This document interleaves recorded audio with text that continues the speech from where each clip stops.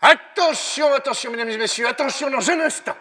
Découvrez l'incroyable, l'exceptionnel, la fascinante aventure du Trailblazer, j'ai nommé Way, le média de l'aventure digitale, ou devrais-je dire, la meilleure web TV au monde. Excuse-moi, mon JPEG, tu fais quoi, là? Je la réclame, ma petite Marie-Claude, je la réclame. Ah oui, d'accord. Et ouais. On est dans un studio Covid-proof, mon JPEG. Personne ne t'entend à part moi. Et qu'est-ce que tu proposes de mieux, madame Je sais tout? Va t'asseoir, regarde Way et tu vas comprendre comment on fait de la réclame, comme tu dis. En digital, c'est un métier. Alors si tu le dis... Oh!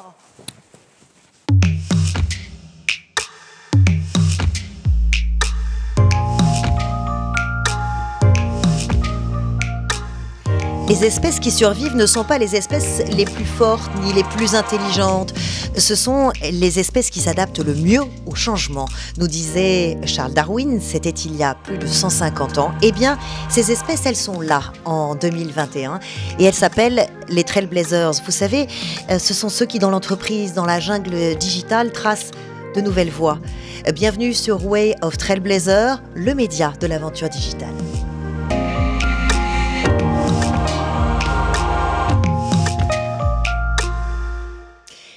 Virginie Puchot, bonjour. Bonjour. Bonjour et bienvenue ici. Merci d'avoir accepté notre invitation. Merci de nous recevoir.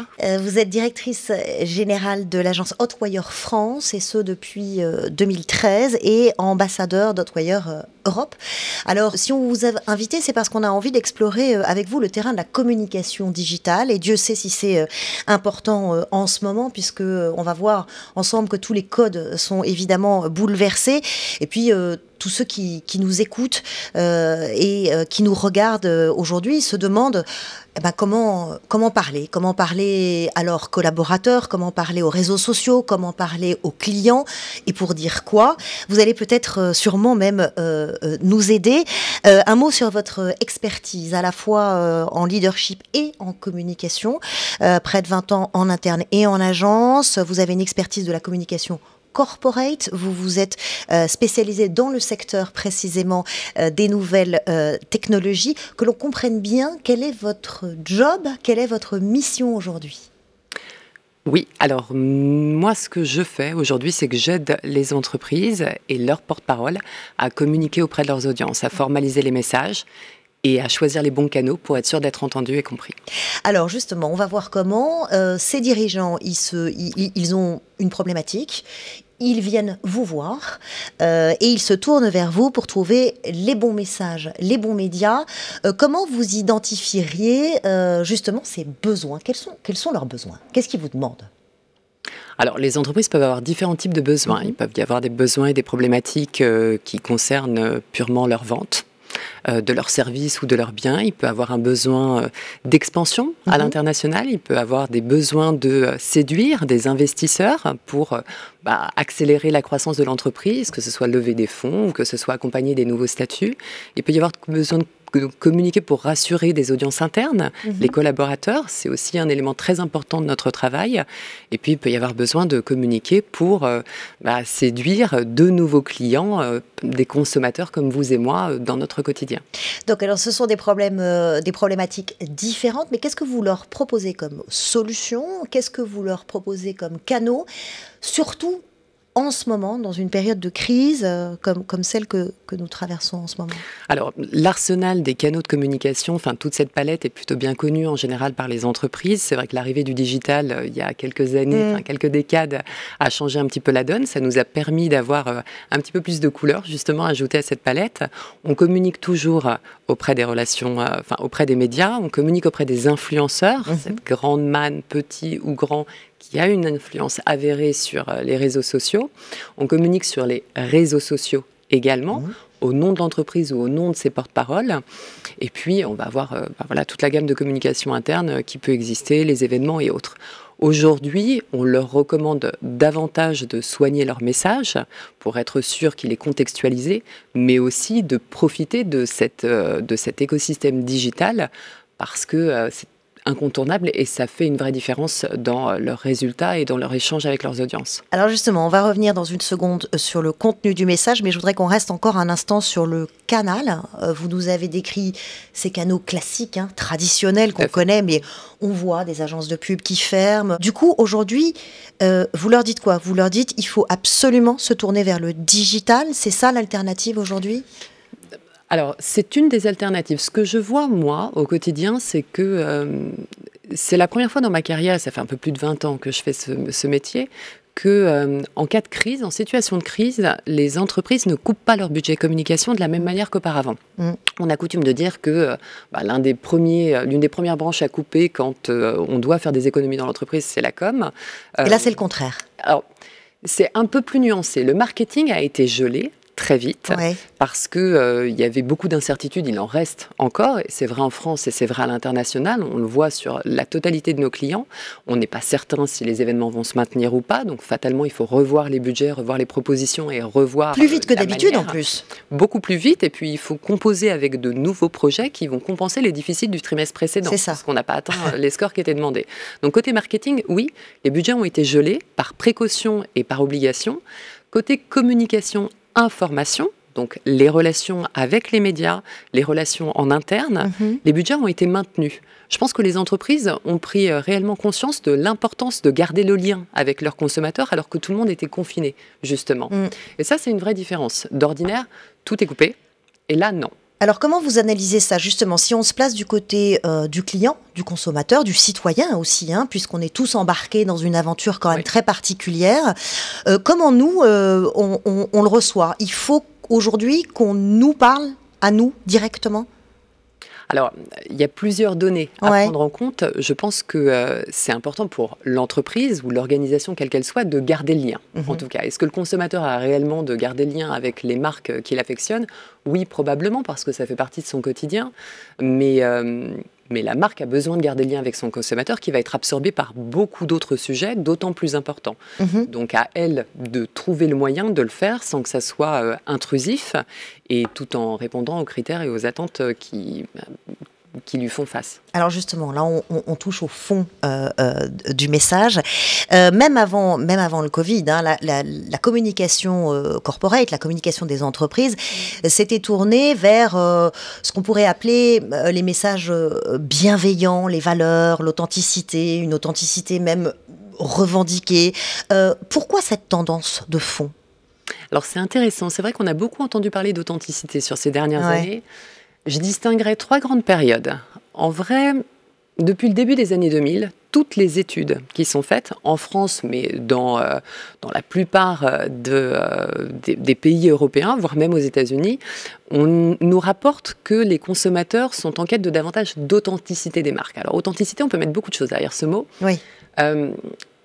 Ma lecture, c'est qu'au début des années 2000, elle cherchait davantage des entreprises qui communiquaient plus vrai, moins mercantiles, de manière moins fantasmée, des choses qui correspondaient plus à leur quotidien, à la réalité des besoins de tout un chacun.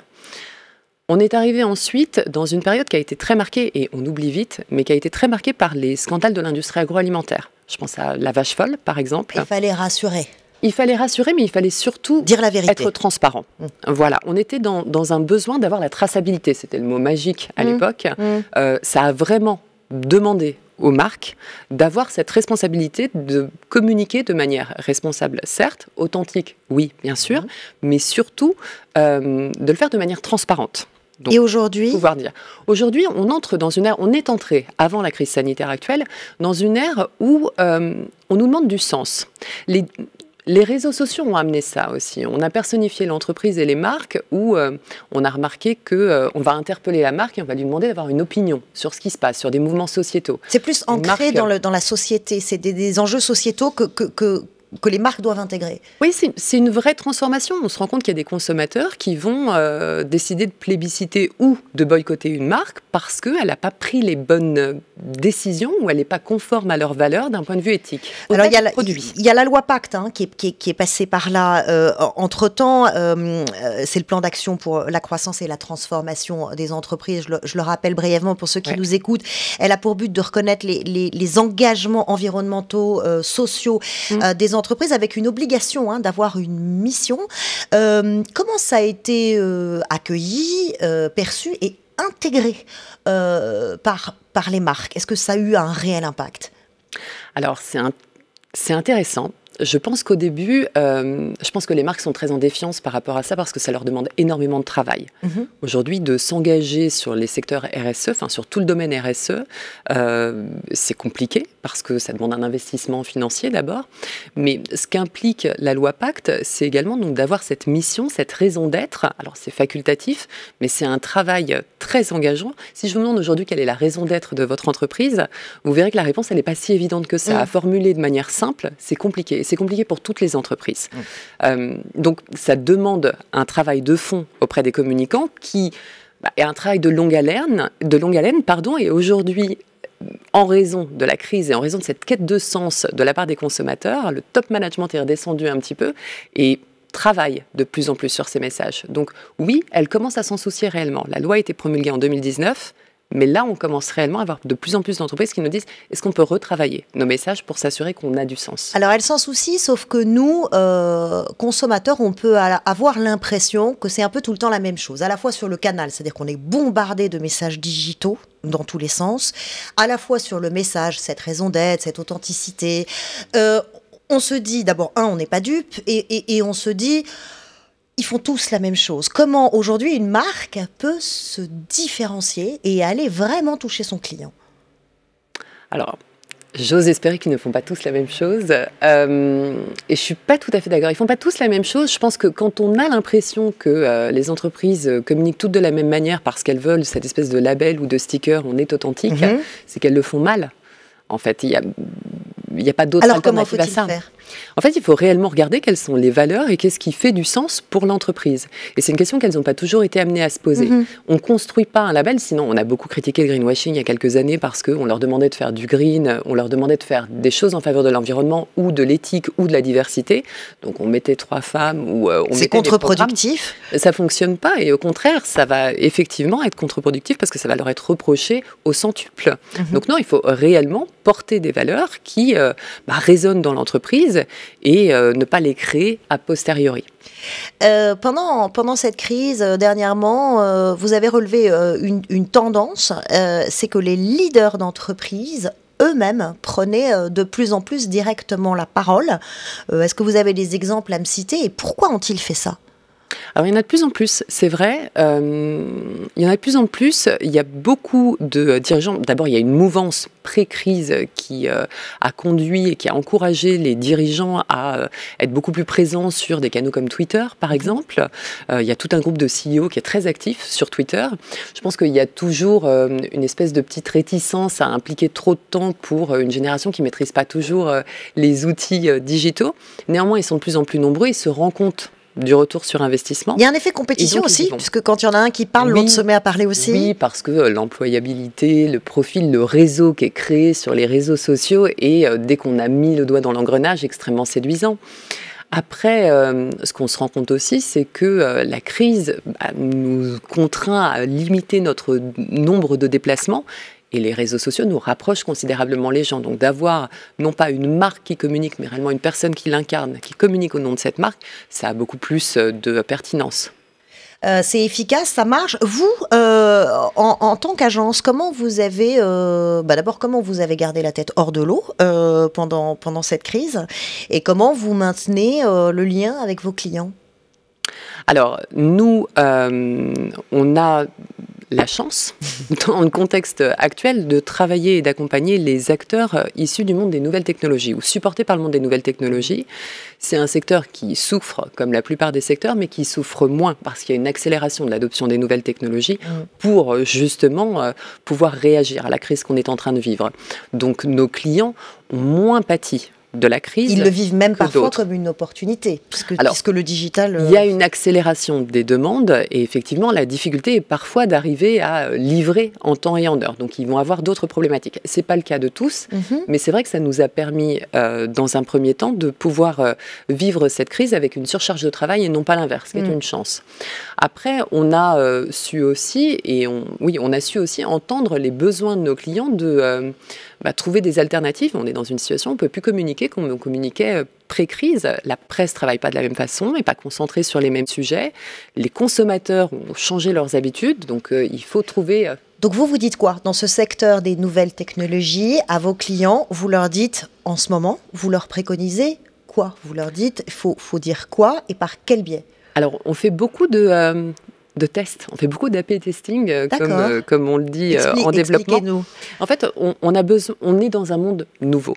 On ne s'est jamais retrouvé dans une situation de communication où les consommateurs restaient chez eux. Pour la plupart, ne prenez plus le métro. Les campagnes d'affichage, ça n'a plus de sens. Aujourd'hui, un consommateur adolescent, il peut être chez lui. Donc il faut aller chez lui. En fait, il faut comprendre comment est-ce qu'il se comporte pour pouvoir être sûr de s'adresser à lui au bon moment et via le bon canal. Quand la plupart des gens travaillent de chez eux, on ne les cible pas de la même manière. Ils n'ont plus les mêmes horaires, ils n'ont plus le même rythme et ils n'ont plus forcément les mêmes centres d'intérêt. Qu'est-ce que vous avez? Vous avez des outils d'enquête, de mesure, pour affiner votre... Bien sûr, on voit très très vite si ça fonctionne ou si ça ne fonctionne pas. On a la possibilité sur les réseaux sociaux de voir très très vite effectivement si on génère du trafic, si on génère des leads, si on a un répondant très rapide. C'est ça qui est magique avec tous les canaux digitaux. En presse, on voit également, nous on interagit en coulisses, donc on échange avec les journalistes. On voit si le sujet prend, s'il est séduisant, s'ils ont envie de le raconter ou pas. Donc on peut affiner, mais on affine beaucoup plus souvent. Ce qu'on dit à nos clients, c'est que si ça ne fonctionne pas, il ne faut pas attendre 3 mois ou 4 mois avant de changer son fusil d'épaule et d'adopter une autre approche. Il faut très vite. Ce questionnement justement, là, dans ces dernières semaines, dans quelque chose qui ne passe pas, qui s'installe, est-ce que vous pourriez nous dire quelle est la tendance que vous avez pu analyser justement et que vous traduisez auprès de vos clients en disant là, faut changer, faut pivoter? Alors, là où on est très très vigilant, c'est dans le travail avec les médias. Aujourd'hui, les médias, ils sont accaparés, les journalistes sont accaparés par la crise. C'est très difficile au vu et en considérant le volume des interventions qui sont faites par le gouvernement de s'insérer dans ce discours-là si on n'a pas des messages qui sont contextualisés. Donc, si on n'a pas ça, il faut trouver une autre manière d'accrocher son public que d'aller faire des relations presse. Donc ça, on jongle beaucoup avec. On a aussi toute une série d'événements physiques qui ont été condamnés. Du coup, il faut trouver là aussi des alternatives. S'adapter tout le temps. Alors, il faut s'adapter, puis il faut le faire avec autant de finesse et d'intelligence que possible. On a vu, par exemple, pleuvoir les événements virtuels. Ça rencontre des limites à un certain moment. Un événement virtuel, c'est super, sauf que s'il est calqué sur un modèle physique, il ne fonctionne pas et ne rencontre pas son public, non seulement en termes de rythme, mais aussi en termes d'interactivité. On peut faire beaucoup plus court et beaucoup plus dynamique en ligne qu'en présentiel. Qu'est-ce que vous préconisez aujourd'hui sur le fond et sur la forme à des dirigeants qui viennent vous voir? Quels conseils vous auriez envie de donner en ce moment, là, dans la période dans laquelle on vit? Je pense que c'est une période où qu'on peut mettre à profit pour revoir l'existant. C'est souvent des choses qu'on reporte à plus tard, revoir le message. C'est-à-dire revoir l'existant. Alors, je pense au message d'abord. On a parlé de la loi Pacte, on a parlé de la raison d'être des entreprises. Je pense que de s'assurer que effectivement la manière dont on communique et que nos valeurs ont un sens et qu'on est capable de l'exprimer. Si on est capable de répondre d'ailleurs simplement à cette question, quelle est ma raison d'être, et qu'on est compris par l'extérieur, même à des gens externes à l'entreprise, c'est que on est bien. Si on n'est pas capable de le faire simplement, il y a un travail à faire. Et c'est le bon moment aujourd'hui pour revoir ça, parce que de toute façon, le reporter n'est pas l'annuler. Il faudra le faire. Là, maintenant, c'est un bon timing. De revoir aussi ce qu'ils font sur le canal digital. C'est important parce qu'il est encore beaucoup sous-exploité en France. Il y a beaucoup de travail, il y a beaucoup d'opportunités. C'est ce que vous croyez. Vous pensez qu'il est sous-exploité aujourd'hui? Oui. Il y a encore 1000 possibilités. Il y a encore 1000 possibilités. On le voit au quotidien. On le voit pour les entreprises qui avaient touché du doigt tout ce qui était l'amplification, la publicité sur les réseaux sociaux, qui l'avaient souvent confié à un tiers, mais qui là en prennent toute la mesure et se rendent compte qu'effectivement, il y a un potentiel énorme et que ça peut présenter une alternative très intéressante. Et ce n'est qu'un tout petit élément de l'ensemble de l'écosystème. Donc oui, revoir la manière dont ils utilisent les réseaux sociaux aujourd'hui, faire un audit pour vraiment s'acheminer de la bonne manière sur ce secteur-là. Les audits, c'est une expertise. Il faut des techniciens pour aller chercher. Ils peuvent venir nous voir, on fera un audit. Ils peuvent le faire en interne auprès de leurs équipes digitales aussi. Mais c'est ce que vous leur conseillez. C'est vraiment d'aller plonger. En fait, un audit de fond, ou à minima de se poser la question en disant est-ce que je suis à l'aise avec ce que je communique, le contenu, et auprès de qui. Merci infiniment. Je retiens de ce que vous nous avez dit aujourd'hui qu'on ne communique pas moins, au contraire, on communique plus, qu'il faut aller chercher le client et notamment les jeunes. On ne sait pas trop où, on est en train de l'analyser en ce moment, chez lui, par rapport à ses nouvelles habitudes, qu'il faut revoir l'existant, comme vous dites, et que ça passe aussi par des audits, par des moments où on s'arrête et on réfléchit à notre message, et puis surtout qu'il faut garder tout le temps ce lien avec les consommateurs, notamment grâce au digital qui est sous-exploité et qui a encore 1000 possibilités, dites-vous. Eh bien, les perspectives sont grandes ouvertes. En tout cas, bonne continuation. Et merci beaucoup d'être venu nous éclairer sur cette communication digitale dans ces temps difficiles. Merci infiniment. Avec plaisir.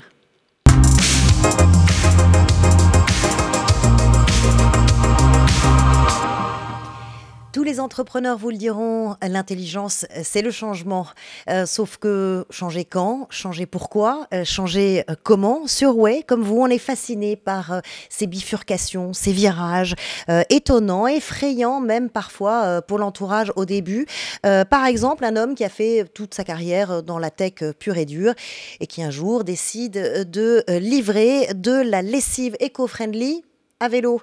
Il s'appelle Hubert Michaud. Bonjour. Bonjour. Bonjour et bienvenue. Merci. Vous êtes le fondateur de la lessive de Paris.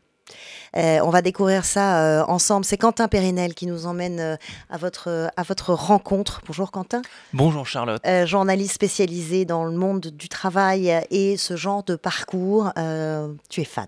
Ah oui, je suis fan parce que ce genre de grand changement, passer du digital à la lessive, c'est quand même hallucinant. Et surtout, la lessive, c'est un sujet, c'est un produit qui nous concerne absolument tous, où qu'on soit, où qu'on habite. En l'occurrence, vous, ça s'appelle la lessive de Paris. Donc on est à Paris, je crois, quelques communes avoisinantes. Et la promesse, le service est simple, la livraison à vélo d'une lessive locale et éco-conçue, une initiative qui suit bien le mouvement Yuka par exemple qu'on voit depuis plusieurs années, et sa fondatrice Julie Chapon. Donc après 20 ans de carrière, Charlotte vient de le dire, après 20 ans de carrière dans le digital, Hubert Michaud, pourquoi cette envie soudaine de renouer avec un produit physique de grande consommation qui nous concerne tous, et pourquoi la lessive, en quoi ça vous ressemble? En fait, je pense que quand on fait une carrière dans le digital pendant effectivement plus de 15 ans, pendant 20 ans, je pense qu'on a à un moment une frustration en fait, de ne pas avoir créé un vrai produit. Donc cette frustration, on l'a toujours un peu, de ne pas avoir une vraie boutique, d'être vraiment tout le temps sur le digital. Il y a d'autres entrepreneurs du digital qui vous l'ont dit aussi, cette frustration de ne pas avoir cette... Non, je l'ai pas en tête, quelqu'un qui me l'a dit, mais je pense qu'on a toujours un peu cette frustration de toujours être derrière des écrans et de ne pas avoir quelque chose, un vrai matériel à toucher en fait, et des vrais clients physiques du réel, quoi. Et en quoi cette expérience donc, de 20 ans dans le digital, ça vous a aidé à façonner, à créer votre nouvelle entreprise in real life, pour parler Alors, je pense que effectivement, alors déjà, c'est vrai qu'on fait de la lessive, mais on a quand même une grosse partie digitale, puisqu'on commercialise sur le digital. Donc, on est quand même une société et digitale et de lessive. Donc, et en fait, le modèle, il tient parce qu'en fait, on arrive à vendre en digital. Sans le digital, en fait, ce modèle-là d'éco-conception et d'une lessive à 6,90 € et totalement éco-conçue, livrée à domicile, on ne pourrait pas le faire en fait si on vendait dans des boutiques physiques, parce qu'il nous prendrait de la marge, donc on y perdrait forcément. Et comme c'est un produit, la lessive, qui concerne tout le monde et sur lequel le prix est très important, effectivement, il faut absolument qu'on soit hyper compétitif, et c'est parce qu'on a le digital qu'on arrive à le faire. Alors c'est amusant, là on voit la bouteille qui est posée sur la table, à première vue ça s'apparente à un jus de pomme bio plutôt bien packagé. Est-ce que ce choix de packaging justement c'est fait pour, donc c'est en verre, ce n'est pas en plastique, on l'aura remarqué, est-ce que c'est la forme, la couleur, la présentation, c'est fait pour détonner par rapport à ce qui existe déjà en matière de lessive Ça détonne totalement, effectivement, parce qu'on est sur une bouteille en verre déjà qui ressemble effectivement à une bouteille classique, effectivement, donc d'un jus de fruits. C'était pour montrer aussi qu'on peut revenir à la simplicité, en fait, qu'on n'est pas obligé d'avoir des formes extravagantes pour vendre de la lessive, mais que tout ce dont les gens ont besoin finalement, c'est d'avoir de la lessive. Et donc le fait de le faire dans une bouteille qui soit très très simple, en fait, ça remet de la simplicité dans ces objets du quotidien. Alors, il y a ceux qui nous écoutent et puis ceux qui nous regardent. On va peut-être la montrer quand même une seconde, cette belle bouteille. Il faut savoir qu'elle est consignée. Hein. Vous les livrez par lot de 4. Hein, et à chaque fois que vous en livrez 4 nouvelles, eh ben, vous récupérez les anciennes. Donc, zéro déchet. Zéro déchet, oui. Zéro déchet, vous avez déjà 1000 clients, je crois, un gros millier de clients depuis votre lancement début septembre. Exactement. Oui. Quel feedback, grâce au web, grâce au digital, donc vous avez pu recueillir? En quoi est-ce qu'ils sont déçus? En quoi est-ce qu'ils sont contents? Comment est-ce qu'ils jugent cette première Je vais vous étonner, mais on n'a aucune déception en fait. Les livreurs qui vont livrer reviennent chez nous et nous disent les gens sont super contents de recevoir le pack de lessive. En fait, ils ont l'impression de recevoir un cadeau de Noël parce que c'est vraiment quelque chose qu'ils attendaient. En fait, c'est ça qui est étonnant. Et peut-être aussi parce que la lessive, comme des tas d'autres. Bah déjà, ça sent bon. Il y a lavande, fleur d'oranger, fleur blanche. Il y a plusieurs parfums. Et puis c'est toujours un achat peut-être qu'en grande consommation, ça nous embête un peu de l'acheter. C'est pas un achat agréable. C'est exactement ça. C'est qu'on a transformé en fait on a vraiment transformé le produit, toute l'expérience du produit. On part d'un produit effectivement, acheter un bidon de lessive dans un supermarché, c'est vraiment pas fun du tout. C'est le truc. Voilà, c'est la corvée, quoi. C'est la corvée, ça ne dégage aucune émotion. Là, on a réussi à créer un produit qui dégage une émotion, puisqu'il est livré dans un panier en feutre avec 4 jolies bouteilles, donc, et une petite doseuse en métal et en bois. Donc, on a vraiment transformé toute l'expérience. Initialement, vous aviez prévu donc de lancer votre société, donc la lessive de Paris, en avril. Finalement, à cause de la crise sanitaire dont on parle beaucoup en ce moment, ça a été décalé à septembre. Ouais. Est-ce que ça a changé quelque chose dans le service que vous vouliez proposer initialement, ou alors pas du tout? Ça n'a absolument rien changé, parce que je pense qu'on était déjà dans ces entreprises qui vont naître après la crise sanitaire, puisqu'on sait qu'on est au bout de souffle d'un modèle qui arrive à bout de souffle, hein, sur cette consommation de masse. La lessive en France, c'est 300 millions de bidons par an qui sont déversés sur la France et qu'il faut recycler derrière. Donc ce truc, il est juste à bout de souffle, on ne peut pas aller plus loin, c'est juste pas possible de continuer comme ça. On le sait tous. Et donc on était déjà en fait dans ces entreprises de post-Covid, comme on les appelle. Ouais. Du coup, on n'a absolument rien changé, tout était prévu comme on l'a fait. On a juste retardé un petit peu parce qu'on avait un petit peu quelques problèmes sur les matières premières, mais sinon, non, pas de changement. Cette nouvelle aventure, je voudrais savoir si elle vous rend heureux quand on arrive à concilier votre expérience du digital, sans laquelle, vous l'avez rappelé, vous ne pourriez pas monter un business comme celui-là qui ne serait pas compétitif, mais un produit qui a du sens, avec un retour satisfaction client. Vous avez concilié vraiment, pour vous c'est l'équation parfaite? Ah, c'est l'équation absolument parfaite. Moi, ça faisait à peu près 10 ans que je savais que j'allais certainement travailler faire un produit qui touche à l'environnement, parce que la crise environnementale, elle n'est pas née d'hier, hein, on sait qu'elle est là depuis un moment. Donc il y avait cette envie derrière, et puis il y a eu ce concours de circonstances qui fait qu'un jour je suis tombé dans un rayon de lessive dans mon supermarché en bas de chez moi à Paris, où je me suis retrouvé devant 600 bidons de lessive en plastique, absolument hallucinant. Et j'ai pris un bidon dans les mains, c'était marqué éco-responsable dessus, il y avait l'éco-label. Et en fait, quand j'ai retourné ce bidon, je me suis aperçu que derrière, qu'elle était fabriquée en Allemagne, alors qu'elle était vendue comme éco-responsable, qu'elle avait un signe de risque. Donc, voilà. Donc aujourd'hui, vous vous sentez utile, vous avez vraiment l'impression de faire quelque chose d'utile, et vous êtes heureux de vous lever le matin. Exactement. je fais ma part, comme on dit. L'environnement, c'est un grand sujet, on peut pas tout changer, mais en tout cas, ce qu'il faut, c'est que chacun fasse sa part. On fait notre part. Hubert Michaud, j'ai évoqué tout à l'heure le syndrome, le mouvement Yuka, si on veut. Votre produit, la lessive de Paris, s'ajoute désormais à plein d'autres produits. Le déodorant Respire de l'entrepreneur Justine Hutto, la lessive, donc les couches de bébé avec June et Carole Juge. Est-ce qu'aujourd'hui, donc on répète, on martèle, consommons différemment, consommons mieux, c'est ce qu'on vient de dire ici à cette table. Vous, à titre personnel, Hubert Michaud, est-ce que vous consommez quelque chose différemment qu'avant, le monde d'avant, j'ai envie de dire, mis à part la lessive évidemment? C'est hyper compliqué parce qu'en fait, des vrais produits éco-conçus, il y en a très peu, avec une vraie éco-conception à 100%, ce qui est le cas de la lessive de Paris. Ouais. Parce que si on prend le cas effectivement d'un déodorant, c'est un déodorant qui va être livré en plastique, qui va être fabriqué très loin, qui va être envoyé par la poste. Donc on n'est pas sur une éco-conception à 100%.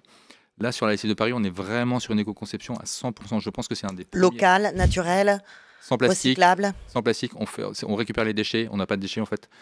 Donc on a vraiment une éco-conception à 100% d'un produit. Mais ça veut dire que, est-ce que vous ne fermez pas les portes à votre business? Parce que la lessive de Paris, on ne peut pas la vendre à Marseille? Il faut faire la lessive de Marseille. D'accord, alors vous allez décliner, vous avez prévu de décliner la lessive dans plusieurs Bien endroits. sûr, et pour une raison très simple, c'est qu'avec ce produit qui est fait en local, on n'a pas le calcul exact, mais je pense qu'on diminue l'effet carbone de à peu près 90%. L'empreinte carbone, L'empreinte carbone de 90%. Si je fais fabriquer ma lessive dans le sud de la France, qu'elle monte en camion ou qu'elle est envoyée par la poste, j'ai plus cet effet en fait. Ouais. Donc il faut faire du local. Vraiment. Et justement, en termes d'expansion de business, l'outil digital qui vous permet de fonctionner comme vous fonctionnez aujourd'hui, c'est ce qui va vous permettre de décliner le produit géographiquement, d'augmenter le volume de votre société. Vous avez quoi comme objectif ? On a comme objectif c'est la guerre au bidon en fait. Nous, notre objectif, c'est la guerre au bidon. C'est de dire à Paris et région parisienne, c'est plus de 20 millions de bidons plastiques par an. On veut éclater ce marché. Donc notre part, c'est effectivement de prendre des parts de marché. Si en plus on arrive à faire bouger les autres acteurs, que les autres acteurs viennent sur du verre également, très bien, on aura fait notre part du boulot. Et le digital dans tout ça, Hubert Michaud, j'y reviens, parce que on l'a dit, 20 ans d'expérience. Est-ce que vous avez envie peut-être d'un jour y revenir, ou alors ça vous fait plus rêver? C'est quelque chose que vous mettez désormais derrière vous? Ou pas comme ça? Mais le digital, il fait partie tellement de notre vie que c'est inconcevable de faire quelque chose sans le digital maintenant. Enfin, c'est juste, c'est les plus possible. Ce sont les bases en fait de la société maintenant, le digital. Donc tout est digital. Donc ce sera plus possible de faire sans le digital. Mais la question, c'est pourquoi et comment? Exactement. Surtout pourquoi, oui. Merci infiniment, Hubert Michaud, d'avoir Merci répondu à nos questions. Merci infiniment d'être venu donc avec votre, on dit pas le bidon, mais la bouteille de lessive. Ce que je retiens, c'est que vous êtes extrêmement heureux aujourd'hui de faire de l'utile et du responsable, que ça n'aurait jamais existé sans le digital et que le digital est au service aujourd'hui de cette économie dont vous dites qu'elle est à bout de souffle. Je vous cite, c'est la fin d'un modèle. Et puis j'ai envie de dire, déclarons la guerre au bidon. Très bien. Non, voilà. Super. C'est bien. Merci. Allez, la guerre au bidon. C'est la guerre au bidon. Merci. Merci à vous. À bientôt.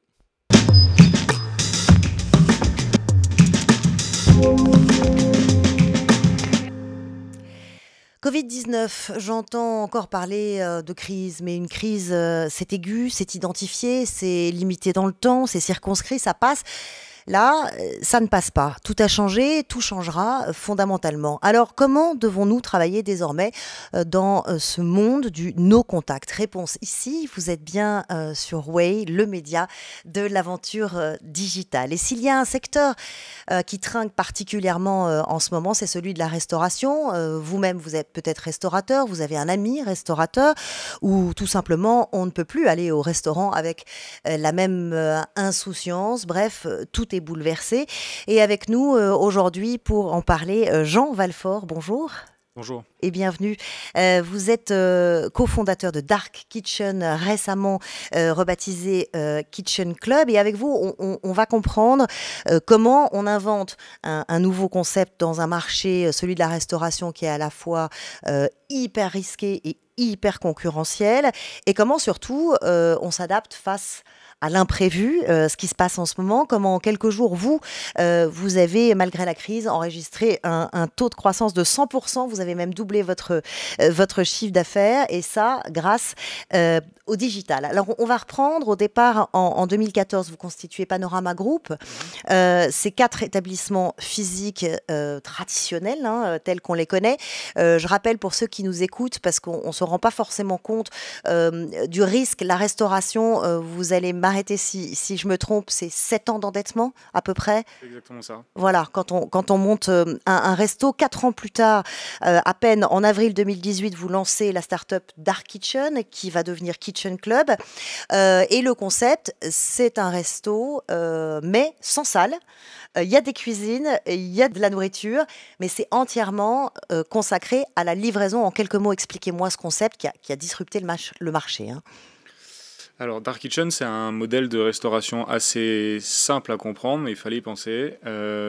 C'est un restaurant traditionnel dans la forme, c'est-à-dire que c'est un fonds de commerce avec une vitrine, avec une cuisine, sauf qu'il n'y a pas de salle du tout. Et qu'aucune commande n'est possible sur place. Donc la totalité des commandes se font à travers des applications, les plus connues étant Uber Eats et Deliveroo. D'accord. Et nous, notre personnel en salle reçoit les commandes via une tablette, donc c'est totalement digital, prépare la commande, la donne à un livreur qui s'occupe de l'acheminer jusqu'à chez vous. Alors, le secret, ce qu'il y a de vraiment nouveau dans ce concept, c'est vraiment que la digitalisation est au cœur vraiment de votre business. Au cœur totalement, puisque sans digital, en fait, il n'y a pas de contact client. Donc, le client commande via le digital, le client nous rencontre et nous connaît grâce au digital, et nous, on livre grâce au digital. Donc, oui. Alors, nous, ce qui nous intéresse dans ce concept, c'est qu'est-ce que ça change dans la manière de travailler. D'abord, quand vous montez votre boîte et vous recrutez autrement, par exemple. Alors, comme vous l'avez dit, nous, on a des restaurants traditionnels. Au début, on s'est confronté à ce marché en pensant qu'il y avait un marché, effectivement, avec une vision de restaurateur traditionnel. Sauf qu'on s'est vite rendu compte qu'on était plutôt proche de la restauration rapide, ce qui n'est pas la même chose. Et je dirais que les principes de recrutement, le personnel avec lequel on travaille est plutôt un personnel de restauration rapide. C'est du coup un personnel un peu moins qualifié, qui a besoin d'être plus encadré, avec des process. Donc tout le travail... ça veut dire de la formation. Ça veut dire de la formation, ça veut dire une réflexion sur la façon dont on va organiser la chaîne de production. Ça veut dire moins de responsabilités déchargées sur le chef, plus de responsabilités sur nous qui devons penser en amont les gestes à réaliser pour produire. Mais même dans la conception, puisqu'on parle de la restauration, quand on parle de la conception des menus, de la fabrication des produits, le contrôle qualité, est-ce que tout ça, c'est complètement différent du métier de la restauration traditionnelle? Non. C'est honnêtement très proche en termes de création, en termes de... Les goûts ne changent pas, bien évidemment. Toute cette partie-là reste très traditionnelle. La production est faite sur place, c'est fait maison, donc il n'y a pas de changement. Ce qui change, c'est la partie contact client, la partie données aussi, puisqu'il y a quand même un chiffre d'affaires qui remonte directement de façon digitale. Donc là, vous avez besoin de compétences particulières pour le coup. Là, on a besoin des compétences particulières, et puis aussi le contact. C'est-à-dire qu'on n'est plus du tout au contact du client, on ne le rencontre jamais. Alors justement, comment on fait dans ce métier dont le cœur au départ, c'est quand même le contact avec le client, la satisfaction du client, et puis aussi le côté chaleureux, la convivialité qui est au cœur même de la restauration. Quand il n'y a plus de contact, comment vous faites ? Alors, je pense que la première chose que recherche un client, c'est la qualité du service produit. Donc, quand on parle d'un restaurant, effectivement, c'est peut-être que le chef va passer en salle, il va serrer des mains, c'est le fait que ce soit bon, c'est le fait qu'il y ait une bonne musique, que le lieu soit beau. Quand vous êtes chez vous, je pense que la première chose, c'est la rapidité d'exécution. Quand on a faim, on veut manger tout de suite. Donc, le fait de pouvoir livrer en 15 minutes, ça, c'est la partie expérience client. Après, pour avoir le contact le plus proche avec les clients sans les rencontrer, la première chose, c'est le packaging. Il faut se rendre compte qu'on va chez les gens. Donc, on a un produit qui va se retrouver sur une table au milieu de convives et qui va potentiellement véhiculer un message.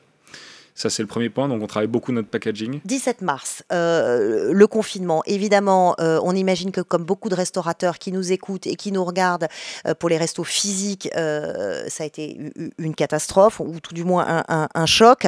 Mais vous, parallèlement, vous aviez Dark Kitchen qui s'appelle Kitchen Club maintenant. Qu'est-ce que ça a eu comme conséquence immédiate et concrète? D'abord, est-ce que vous avez paniqué? Non. Alors, vous aviez un système qui pouvait répondre à... On n'a pas paniqué. Bien évidemment, puisqu'on a des restaurants traditionnels, on a pris les annonces du gouvernement vraiment en pleine poire immédiatement. On a dû fermer nos restaurants dans les 2 heures. Ouais. En revanche, on s'est dit tout de suite, on va avoir un gros problème, c'est que la demande va augmenter de façon considérable sur les dark kitchens. Oui, puisque les gens continuent à commander. Parce qu'il y a eu un report en fait. C'est-à-dire que vous avez les restaurants traditionnels qui font la livraison ont dû fermer. Donc eux, les clients de ces restaurants-là se sont reportés sur nos offres. Et puis parce que ne pouvant plus aller au restaurant, beaucoup de gens se sont dit, par exemple le premier samedi du confinement, ça a été extraordinaire en termes de commandes, parce que je pense que pour compenser le fait qu'ils ne pouvaient pas sortir, les gens se sont dit on va se commander des hamburgers pour se faire plaisir. Alors, comment vous faites à ce moment-là? Parce que vous avez un système qui est déjà digitalisé et qui répond à cette demande de commande et de livraison, sauf que là, vous avez une demande qui explose. Donc, vous faites comment avec les stocks de nourriture? Vous faites comment avec les fournisseurs? Ça a été très compliqué. La chance qu'on a eue, c'est que comme on avait du personnel sur les restaurants traditionnels, on a pu, avec leur accord, les transvaser sur Dark Kitchen. Donc ils sont venus prêter main forte. Ça, c'est le premier point.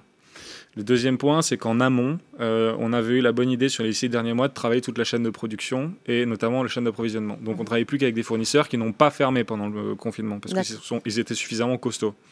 Donc au début, on a eu des ruptures, mais au bout de 4-5 jours, on a pu rééquilibrer notre stock et finalement, on a réussi à faire face. Une grosse réorganisation de planning, j'imagine. Une grosse réorganisation de planning, une grosse réorganisation de commandes, puisque d'habitude c'était plutôt automatisé, et là il a fallu... Et là vous faites comment? Vous appuyez sur quelles ressources, sur quels outils pour réorganiser, pour redimensionner votre offre en fait? Des outils en interne qui nous permettent de voir, déjà vous avez un back-office quand même sur ces plateformes qui vous permettent de savoir combien vous avez fait de livraison, et du coup de réorganiser vos prévisions de commandes par rapport à ce que vous allez probablement faire dans la semaine, sachant qu'on connaît plus ou moins l'évolution dans la semaine des commandes. Mais ça a dû travailler plus quand même en cuisine. Vous avez fait comment? Il y a eu plus de rotation, plus d'heures, plus de présence, plus... Non, on a multiplié le nombre de personnels présents dans les Dark Kitchen. Parce qu'en fait, pour produire 2 fois plus, il ne faut pas tout à fait 2 fois plus de personnel, mais il faut 1,5 fois plus de personnel. Et on avait cette chance-là, c'est que soit nos salariés se retrouvaient au chômage partiel, soit ils travaillaient dans les Dark. Et ils ont choisi de travailler dans les Dark. Ils ont choisi dans les Dark avec... alors en plus, il y a eu toutes les mesures qui sont encore en vigueur dans les cuisines et dans les restaurants. Mesures d'hygiène, très compliquées pour vous ou vous en êtes sortis? Pas si compliqué, et je pense que c'est d'ailleurs ce qui a fait qu'on a pu continuer tout de suite, contrairement à des restaurants qui, eux, n'étaient pas encore adaptés. C'est que nous, on a un modèle totalement dédié à la livraison. Donc en fait, le restaurant est un laboratoire. Les équipiers sont déjà équipés de charlottes, de gants. Ce qu'on a fait, c'est qu'on leur a donné des masques. On a augmenté la rotation de nettoyage des mains, on a augmenté la rotation de nettoyage des surfaces, mais en soi, on avait déjà des process qui pouvaient faire face, et c'est ce qui a fait qu'on a pu tenir. Ils ont bien vécu toute cette accélération du rythme, ces mesures, cette pression quand même, parce que tout d'un coup, votre business a grossi. Est-ce que eux, en cuisine, ils l'ont bien vécu? Je pense qu'il y a eu 2 phases. Au début, ils l'ont très bien vécu parce que contrairement à tous leurs amis qui travaillent dans la restauration traditionnelle, ils avaient un travail. Ils pouvaient aller travailler tous les jours. Et il y avait une espèce d'euphorie parce que, si vous voulez, on a fait des livraisons gratuites de hamburgers dans les hôpitaux. On avait vraiment l'impression de faire partie d'une dynamique où on était ceux qui s'en sortaient bien malgré la crise. Après, pour être honnête, quand vous êtes chef dans un restaurant traditionnel et que vous vous retrouvez dans ce type de cuisine, au bout de 2 mois, vous avez envie de retrouver votre restaurant et vous avez envie de retrouver vos clients. Alors, on n'a pas assez de recul, mais tout de même, est-ce que vous vous dites que toute ce dynamisme humain qui s'est développé au milieu de cette crise, vous avez accéléré votre business, vous vous êtes adapté, est-ce que ça vous a donné des leçons pour vous dire, aujourd'hui, en fait, on est en train d'inventer un nouveau modèle, une nouvelle façon de travailler et on va continuer dans cette voie-là? On est absolument persuadé que la livraison, de façon générale, c'est une tendance de fond. On ne sait pas encore si on a le modèle qui fonctionnera dans 10 ans, mais ce qu'on sait, c'est que dans 10 ans, la livraison, on en parlera.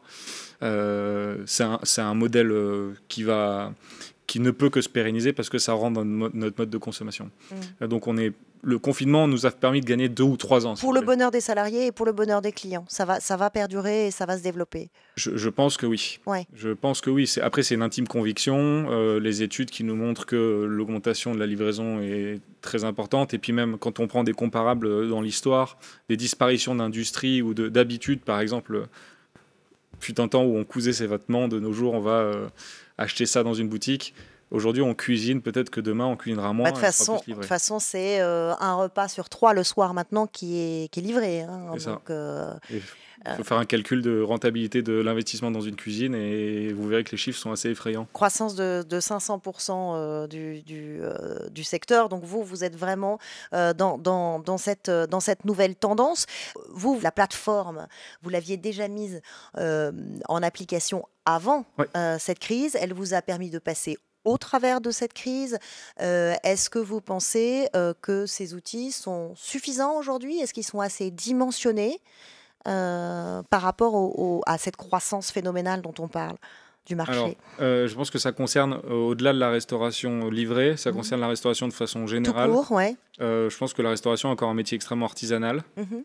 Nous, on a beaucoup investi dans tout un tas de suites logicielles qui nous permettent de piloter nos plannings, nos payes, notre système de caisse. Et il y a beaucoup de petits acteurs qui commencent à s'affoler sur le sujet, ce qu'on appelle la food tech. Moi, je pense que c'est quelque chose qui devient extrêmement important, et la nouvelle génération qui arrive, dont on estime faire partie, va obligatoirement se tourner vers ces outils digitaux, parce que nous, on ne sait plus ce que c'est que du papier, un stylo, il nous faut des Oui, mais vous dites des que c'est écrans. que la technologie, elle manque d'intelligence. Ça veut dire que... Pourquoi? Alors, c'est pas qu'elle manque d'intelligence, c'est qu'on se rend compte qu'il y a tout un tas de sujets qui sont traités par des acteurs différents. Donc, vous allez traiter vos plannings avec un acteur, vous allez traiter votre système de caisse avec un autre, vous allez traiter votre paye avec encore un. Et le problème, c'est qu'aujourd'hui, il n'y a pas encore assez de connexion, de connectivité entre ces acteurs-là, si bien que vous devez multiplier les tâches, voire les recommencer. Or, le principe même du digital, c'est de pouvoir nous permettre d'automatiser des tâches qui sont extrêmement redondantes. Et aujourd'hui, je trouve que c'est dommage qu'on n'arrive pas à connecter ça. Il y a encore une marge de manœuvre, ça va très vite. Et comme vous le dites, on n'a pas peut-être encore assez de recul. En tout cas, vous vous êtes lancé sur un marché dont on le rappelle qui était en pleine explosion en ce moment. Merci d'être venu partager avec nous cette expérience et nous parler de vous. Merci beaucoup. À bientôt.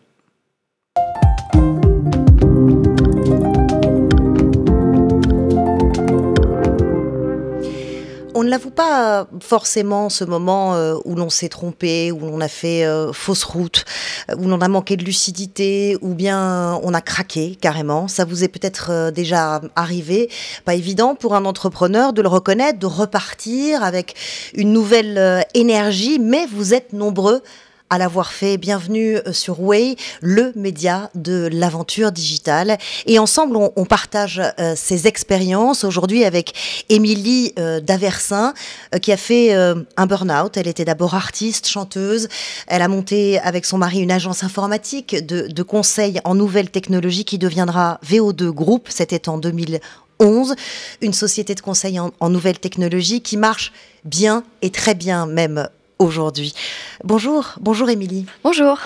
Bienvenue sur ce plateau. J'avais envie, et je suis sûre que ceux qui nous écoutent et nous regardent ont envie de retracer avec nous ce parcours. D'abord parce qu'il est beau, il est intéressant, il est chaotique, il ne va pas tout droit. Alors on va recommencer depuis le début. Au début, vous êtes artiste, chanteuse. C'est bien ça. D'abord, je voulais vous remercier de cette occasion parce que je trouve qu'on parle très très peu de l'échec en France et j'en ai connu beaucoup.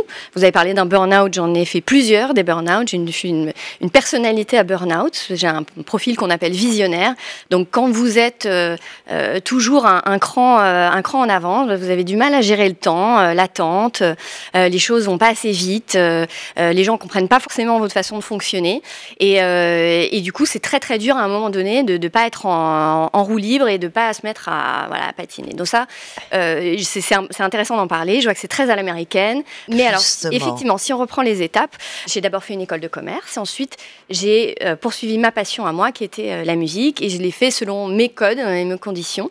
C'est-à-dire que j'avais une entreprise événementielle. Et je faisais ce qu'on appelle du live act, de la performance avec des DJ, donc pour des marques internationales, donc en France et à l'étranger, dans des lieux aussi, des lounges. Donc j'ai fait ça pendant plusieurs années et ça ne m'a pas plu. Donc c'est en ça qu'effectivement ça a été un échec cuisant. Je me suis rendu compte que bien sûr j'adorais mon métier, j'adorais la relation avec le public, j'adorais beaucoup de choses, mais finalement moi ce que j'étais, c'était autre chose. J'avais une façon différente de penser. Je pense que ça a été clairement au bout d'un moment l'aventure, c'est-à-dire le fait d'aller à l'étranger tout le temps.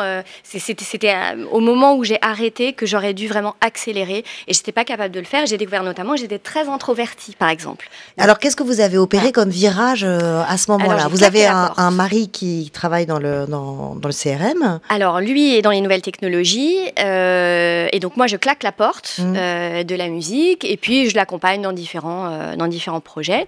Donc, faut pas oublier que j'ai quand même, j'ai fait une école de commerce et j'ai développé ma boîte quand même pendant toutes ces années. Et voilà, on a plusieurs opportunités pour développer des choses. Et puis en 2011, donc on lance VO2 Group, qui était à la base un réseau de consultants autour du CRM et de la relation client. Et puis ensuite, on a développé des assets plus technologiques et métiers. Et voilà. Et en fait, ce que j'ai apporté, moi, dès le départ, c'est un concept, c'est une façon de structurer la boîte différemment, qui nous permet aujourd'hui d'être 100% indépendants, malgré notre taille, et d'avoir des associés qui sont 100% investis opérationnellement. Donc j'ai apporté quelque chose de différent. Et par contre, mon mari était là pour l'exécution. Alors, on va y revenir, sauf qu'au même moment où vous décidez de monter un autre projet, Femina Link, qui est un réseau social professionnel pour les femmes. Oui. Ça n'a pas marché comme vous le souhaitiez. Est-ce qu'aujourd'hui, vous pouvez nous dire pourquoi? Oui, bien sûr. Alors, c'était un projet, encore une fois, extrêmement ambitieux. Pour le coup, un petit peu comme cette première carrière.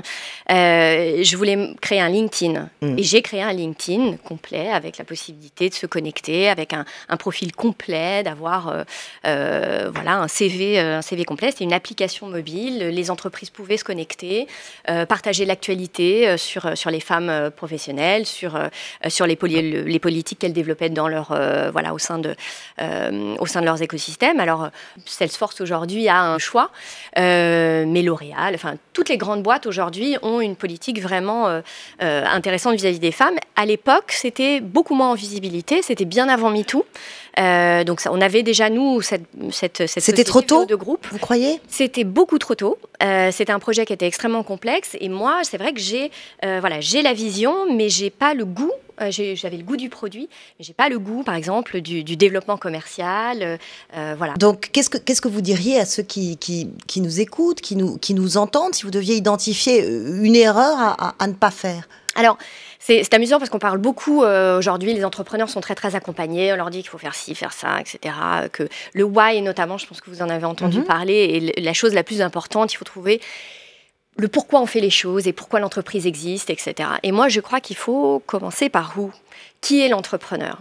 Qui est-il? Quel est son profil? Qu'est-ce qui le drive? Qu'est-ce qui le motive? Alors parfois, on est très motivé par une problématique, mais finalement, soi-même, on n'a pas le profil pour gérer cette problématique. Et je pense que c'est un écueil les plus intéressants à regarder aujourd'hui chez les entrepreneurs. C'est ce qui vous est arrivé C'est exactement ce qui m'est arrivé. La problématique était intéressante, mais moi, j'étais là pour réfléchir, avoir des idées et les faire exécuter par d'autres. Mais de là à aller jusqu'à un burn-out, qui est un risque qui nous concerne tous. Hein. Attention, c'est pas quelque chose de là à aller à un burn-out. Pourquoi à ce moment-là vous craquez carrément? Il se trouve que j'ai 3 enfants, mais je suis tombée enceinte au moment de démarrer le projet, donc les développements de toute l'application, qui est un projet très lourd. Et j'ai lancé à 2 semaines de l'accouchement de mon 3e enfant. Donc ça fait un petit peu beaucoup. 5 jours après, mauvais timing. Voilà, 5 jours après la césarienne, j'étais au bureau. J'avais plus on avait d'autres clients qui demandaient de l'attention, donc j'avais plus d'équipe. Ça a été très compliqué. Et là, j'ai fait. Et comment on le vit justement? Comment on l'accepte et comment on rebondit derrière? Alors, moi, j'ai toujours accepté le burn-out, c'est-à-dire la nécessité à un moment de prendre du champ, etc. Et j'arrive à très bien percevoir que c'est le moment de changer, de switcher, de faire autre chose. Donc ça, c'est facile. En revanche, j'avais vraiment pas compris cette notion de vision. Et quand vous avez une vision, ne pas pouvoir la transmettre par un produit, de ne pas pouvoir poser tout de suite les choses avec une équipe ou un produit, c'est très compliqué. Donc il faut avoir de la patience. Et ça, j'ai appris que je ne pouvais pas changer les choses de ce point de vue-là. Il fallait que je m'entoure. Alors, la patience, s'entourer, quelles autres ressources on peut aller chercher pour rebondir et arriver jusqu'à VO2 Group quand même, une société de conseil en nouvelles technologies qui est centré sur l'expérience client. C'est une sacrée aventure. Quelles ressources avez-vous été chercher? Alors moi, je suis très visionnaire pour les autres aussi. Voilà. Donc ça, par contre, je réussis très bien. Donc j'ai su placer les bonnes personnes aux bons endroits, aller chercher les bonnes ressources, motiver aussi quand il fallait l'équipe et recadrer le chemin. Donc ça, je sais faire. Ça, il n'y a pas de souci. Alors aujourd'hui, votre mission, c'est d'accompagner le client dans des projets de transformation numérique, en développant des solutions web, mobiles, basées sur l'intelligence artificielle, le cloud, la data. Qu'apportez-vous comme solution et pourquoi ça vous rend heureuse aujourd'hui? Alors, au-delà de la solution technologique, voilà, on est aujourd'hui dans une aventure collective très très intéressante. Donc moi, ce qui me motive particulièrement, j'ai des gens qui sont autour de moi, des fans de techno, et on a des clients qui sont exceptionnels, et la relation se fait très bien. Donc il y a énormément d'innovation qui est créée grâce à ça. Je rajouterais d'ailleurs qu'on parle souvent de l'innovation en parlant de la French Tech et des startups. Et en l'occurrence, l'innovation, elle est chez nos clients, elle est avec nos partenaires éditeurs comme Salesforce, elle est dans nos équipes, puisqu'au quotidien, quand on n'a pas une petite solution éditeur pour régler un petit problème, donc on est obligé de créer des choses. Justement, j'allais vous poser la question, il faut des équipes plus diversifiées, polyvalentes, très techniques aujourd'hui? Alors, il faut de tout. Il faut pouvoir parler aux métiers. Les métiers dans les entreprises aujourd'hui sont très très intéressés par la technologie, donc ils sont partie prenante dans tous les projets. Donc il faut pouvoir s'adresser à eux. Et puis après, les équipes techniques doivent aussi être partie prenante. Donc on a des équipes techniques et des équipes plutôt avec un profil un peu plus conseil. On a vraiment une offre end-to-end du conseil jusqu'à la mise en œuvre du projet. Et moi, ce qui me drive aujourd'hui vraiment, on a créé VO2 Group en se disant qu'on pouvait positionner un petit groupe à taille humaine, avec des performances reconnues aujourd'hui sur le marché, face à des grands géants du conseil en nouvelles technologies. Et je pense que ce pari a été remporté. On est aujourd'hui en quête d'impact, on recherche des solutions pour transformer le monde, et des boîtes comme les nôtres qui sont indépendantes, qui ne dépendent pas de qui que ce soit, d'un capital externe, offrent à leurs clients une vraie qualité de conseil, une vraie relation client honnête et fiable. Et je crois que ça, c'est très nouveau. Notre objectif est de devenir vraiment la première société de conseil en nouvelles technologies indépendante en France. Oui, parce que vous ne voulez pas lever de fonds. L'indépendance, c'est votre... L'indépendance, pour nous, c'est vraiment hyper important. On est appelé par des fonds tous les jours. Il faut voir que c'est un marché aujourd'hui qui est en pleine croissance. Mais l'intérêt de l'aventure, elle est justement... C'est ça qui fait que vous avez remporté votre pari, d'après vous? Alors, on travaille avec des femmes, donc on est à parité. Moi, je suis très très seule en tant que fondatrice de boîte tech, notamment dans le conseil. Donc, je pense que ça, c'est un pari qui est réussi. On a beaucoup de diversité dans les équipes. Alors, je sais que c'est un grand sujet. Tout le monde se pose la question de savoir comment on fait pour avoir des équipes diversifiées, avec des profils très divers. Allez voir du côté de la tech. La tech a très très bien réussi ça depuis des années. On parle des femmes, alors il y a moins de femmes, mais par contre il y a beaucoup de diversité. Non, mais ça commence par le recrutement, tout simplement. Non, je pense que ça commence par la philosophie, la façon de faire les choses et la promesse employeur, en fait, et qui vient directement des dirigeants, de mon point de vue aujourd'hui. S'il y avait une erreur ou un manque de lucidité que vous avez eu et que vous ne referez jamais, et vous avez envie de nous dire aujourd'hui à ceux qui nous écoutent, ça c'est never again, ce serait quoi? Alors, plus jamais, je ne douterai de moi. Alors, plus jamais. Parce qu'en fait, j'ai énormément d'intuition. Aujourd'hui, on est en hyper-croissance. J'ai mis du temps à comprendre que cette intuition, cette espèce de fulgurance comme ça, pouvait avoir un sens. Et on parle beaucoup des profils atypiques. C'est la grande mode en ce moment. On en parle. On ne sait pas comment les intégrer dans les entreprises, parce que c'est des gens qui remettent en question beaucoup de choses, qui sont très curieux, mais qui se posent aussi beaucoup de questions, qui sont difficiles à manager. Et donc, moi, n'ayant pas eu finalement cet environnement d'entreprise, j'ai mis longtemps avant de me faire confiance. C'est le cas de toutes les personnes qui ont ce profil. On parle de neurodiversité aussi, beaucoup. Plus jamais j'arrêterai de m'écouter. Voilà, c'est terminé. Voilà. Eh bien, c'est ça qu'on va retenir de votre témoignage. Je voudrais vous remercier d'abord d'être venu partager votre expérience. Ce qu'on peut retenir, peut-être, c'est de savoir s'entourer, c'est d'avoir une vision pour son business, un groupe à taille humaine, vous l'avez dit, avec de la diversité, un groupe indépendant. Ça, pour vous, c'est une clé. Et puis, surtout et par-dessus tout, croire en soi et avoir confiance en soi. Beau message. Merci. Merci infiniment. Merci.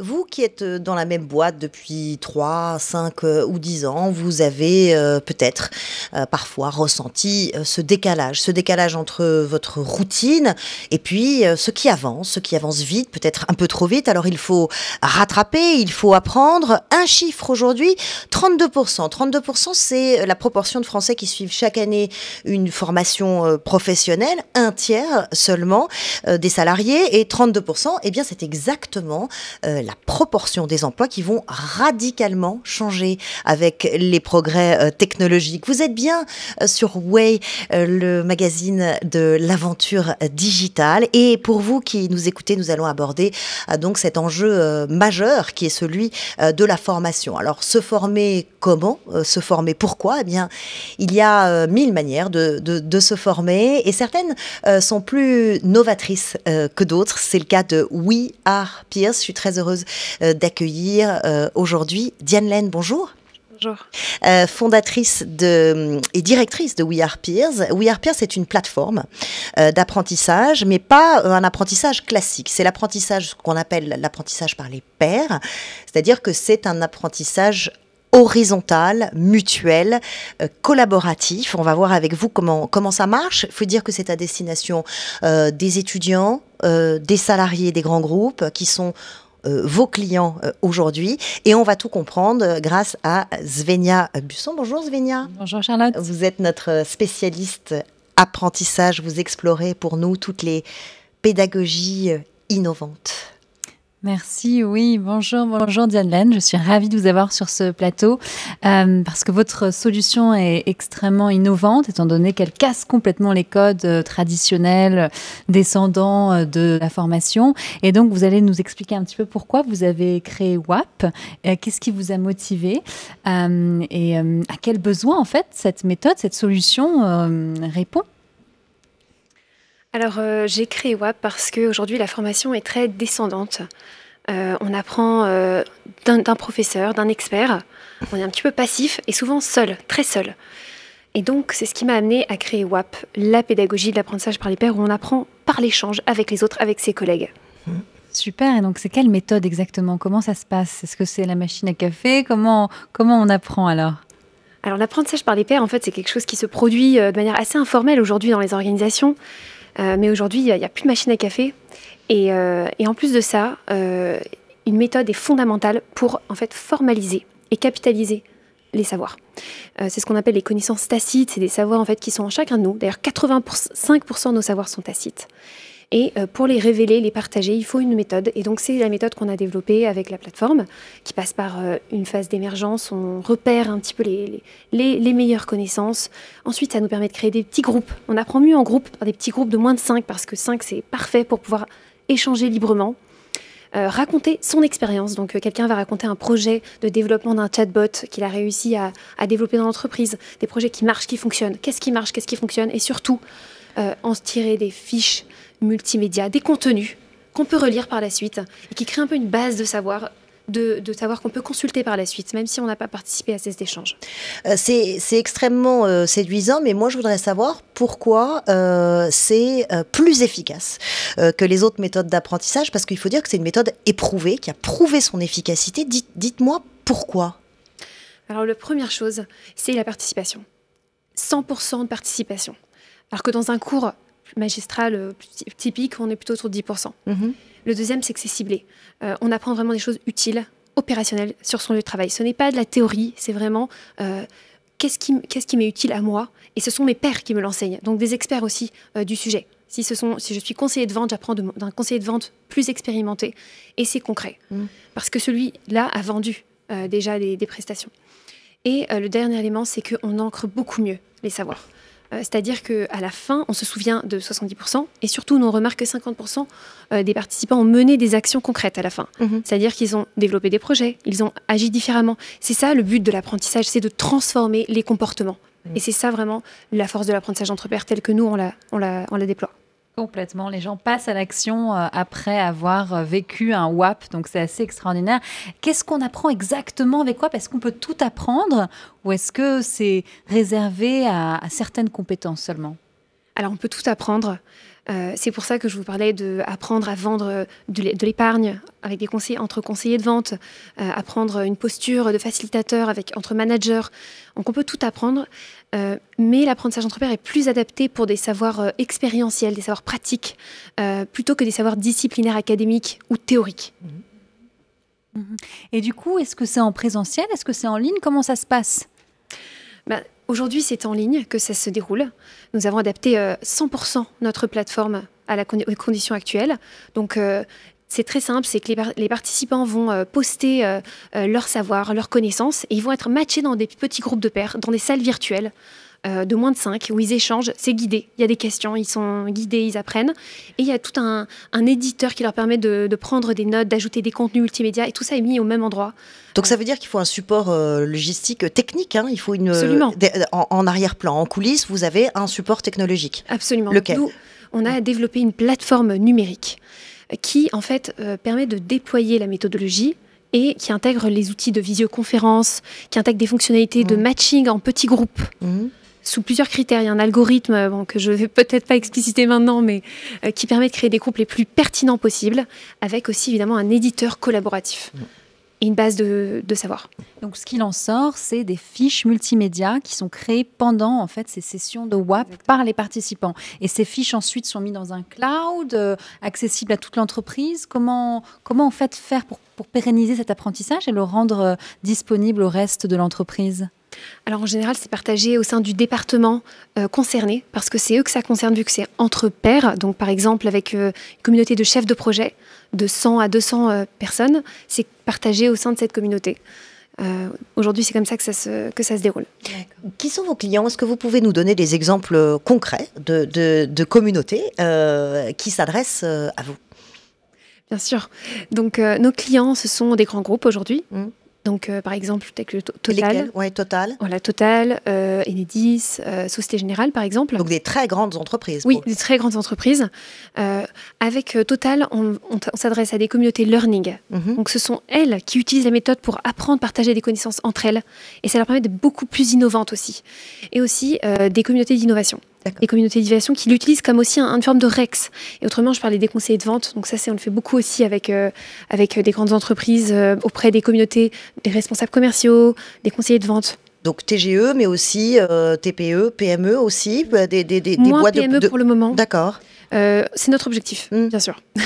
Et aussi, sinon, beaucoup les grandes écoles. Alors en ce moment, en particulier, l'enseignement supérieur, les grandes écoles qui ont dû passer tout leurs cours en distanciel avec des formats beaucoup plus participatifs pour garder l'attention des étudiants. Et donc nous, on a été très très sollicités là pendant la période sur que ce soit des intégrations, des événements collaboratifs, des séquences de cours collaboratives où on a eu beaucoup de cas d'usage là dans l'enseignement supérieur. Peut-on parler d'un nouveau modèle, du coup, que vous êtes en train de créer avec cet apprentissage collaboratif qui casse complètement les codes, avec cet apprentissage un peu plus traditionnel que l'on connaît tous? Est-ce que vous pensez que ça va révolutionner les choses, que ça va pérenniser cette nouvelle façon de faire? Absolument, parce que on passe d'un enseignement où en fait on repère des experts qui transmettent à une approche où en fait tout le monde est source de connaissances. Et ces connaissances, nous, on permet de les partager. Et c'est vraiment cette notion de connaissance tacite qui demande à être révélée. Et on propose aussi une approche où on apprend non seulement en apprenant des autres, mais en transmettant sa propre connaissance, en enseignant aux autres. Donc c'est vraiment ça que nous, on transmet. Ce savoir, c'est une mine d'or. Est-ce que vous le conservez? Est-ce que votre but à terme, c'est de créer une base de données qui serait accessible à tous? Exactement. C'est-à-dire, c'est totalement notre mission. On travaille aujourd'hui beaucoup avec les grandes entreprises, mais à terme, nous offrirons une version pour la ville, ou voire même freemium pour le monde entier. Open source. Exactement, donc, open source. Ouais. Waouh, impressionnant, hein. Très très bien, merci beaucoup Diane. Et j'avais une dernière question sur l'efficacité. Étant donné qu'on sait grâce aux neurosciences aujourd'hui qu'on apprend beaucoup plus quand on apprend avec les autres, par les autres, est-ce que vous avez des preuves aussi que votre solution fonctionne aussi bien qu'on ne le dit, que la recherche, que la science le prouve? Alors, toutes nos sessions sont mesurées. On mesure à chaud. Est-ce que la session a été utile pour vous? Donc, on veut 100% de participants qui jugent que la session a été utile pour eux. Et est-ce qu'ils veulent continuer à vivre l'expérience, participer de nouveau? On a toujours 100%. Et deuxième chose qu'on mesure, c'est le nombre de projets et de liens qui sont créés après les sessions. Donc, on voit qu'il y a à peu près 50% des participants qui agissent à la suite des sessions. Donc, souvent, ils vont rentrer en contact avec un collègue, ou ils vont expérimenter un nouvel outil, ou alors ils vont partager un document ou écrire un article. Donc, c'est vraiment ça que nous, on mesure. Merci à toutes les deux. Merci beaucoup d'être venues nous présenter cette méthode innovante dont on retient qu'elle engage la participation de chacun, et surtout avec des résultats, c'est-à-dire que vous nous avez parlé de rétention du savoir et surtout de son application concrète, elle accouche de projets, de projets réels. Et voilà pourquoi c'est utile aux entreprises, et notamment aux grandes entreprises que vous avez citées. Longue vie à WAP, et bravo. Merci à toutes les deux. Merci.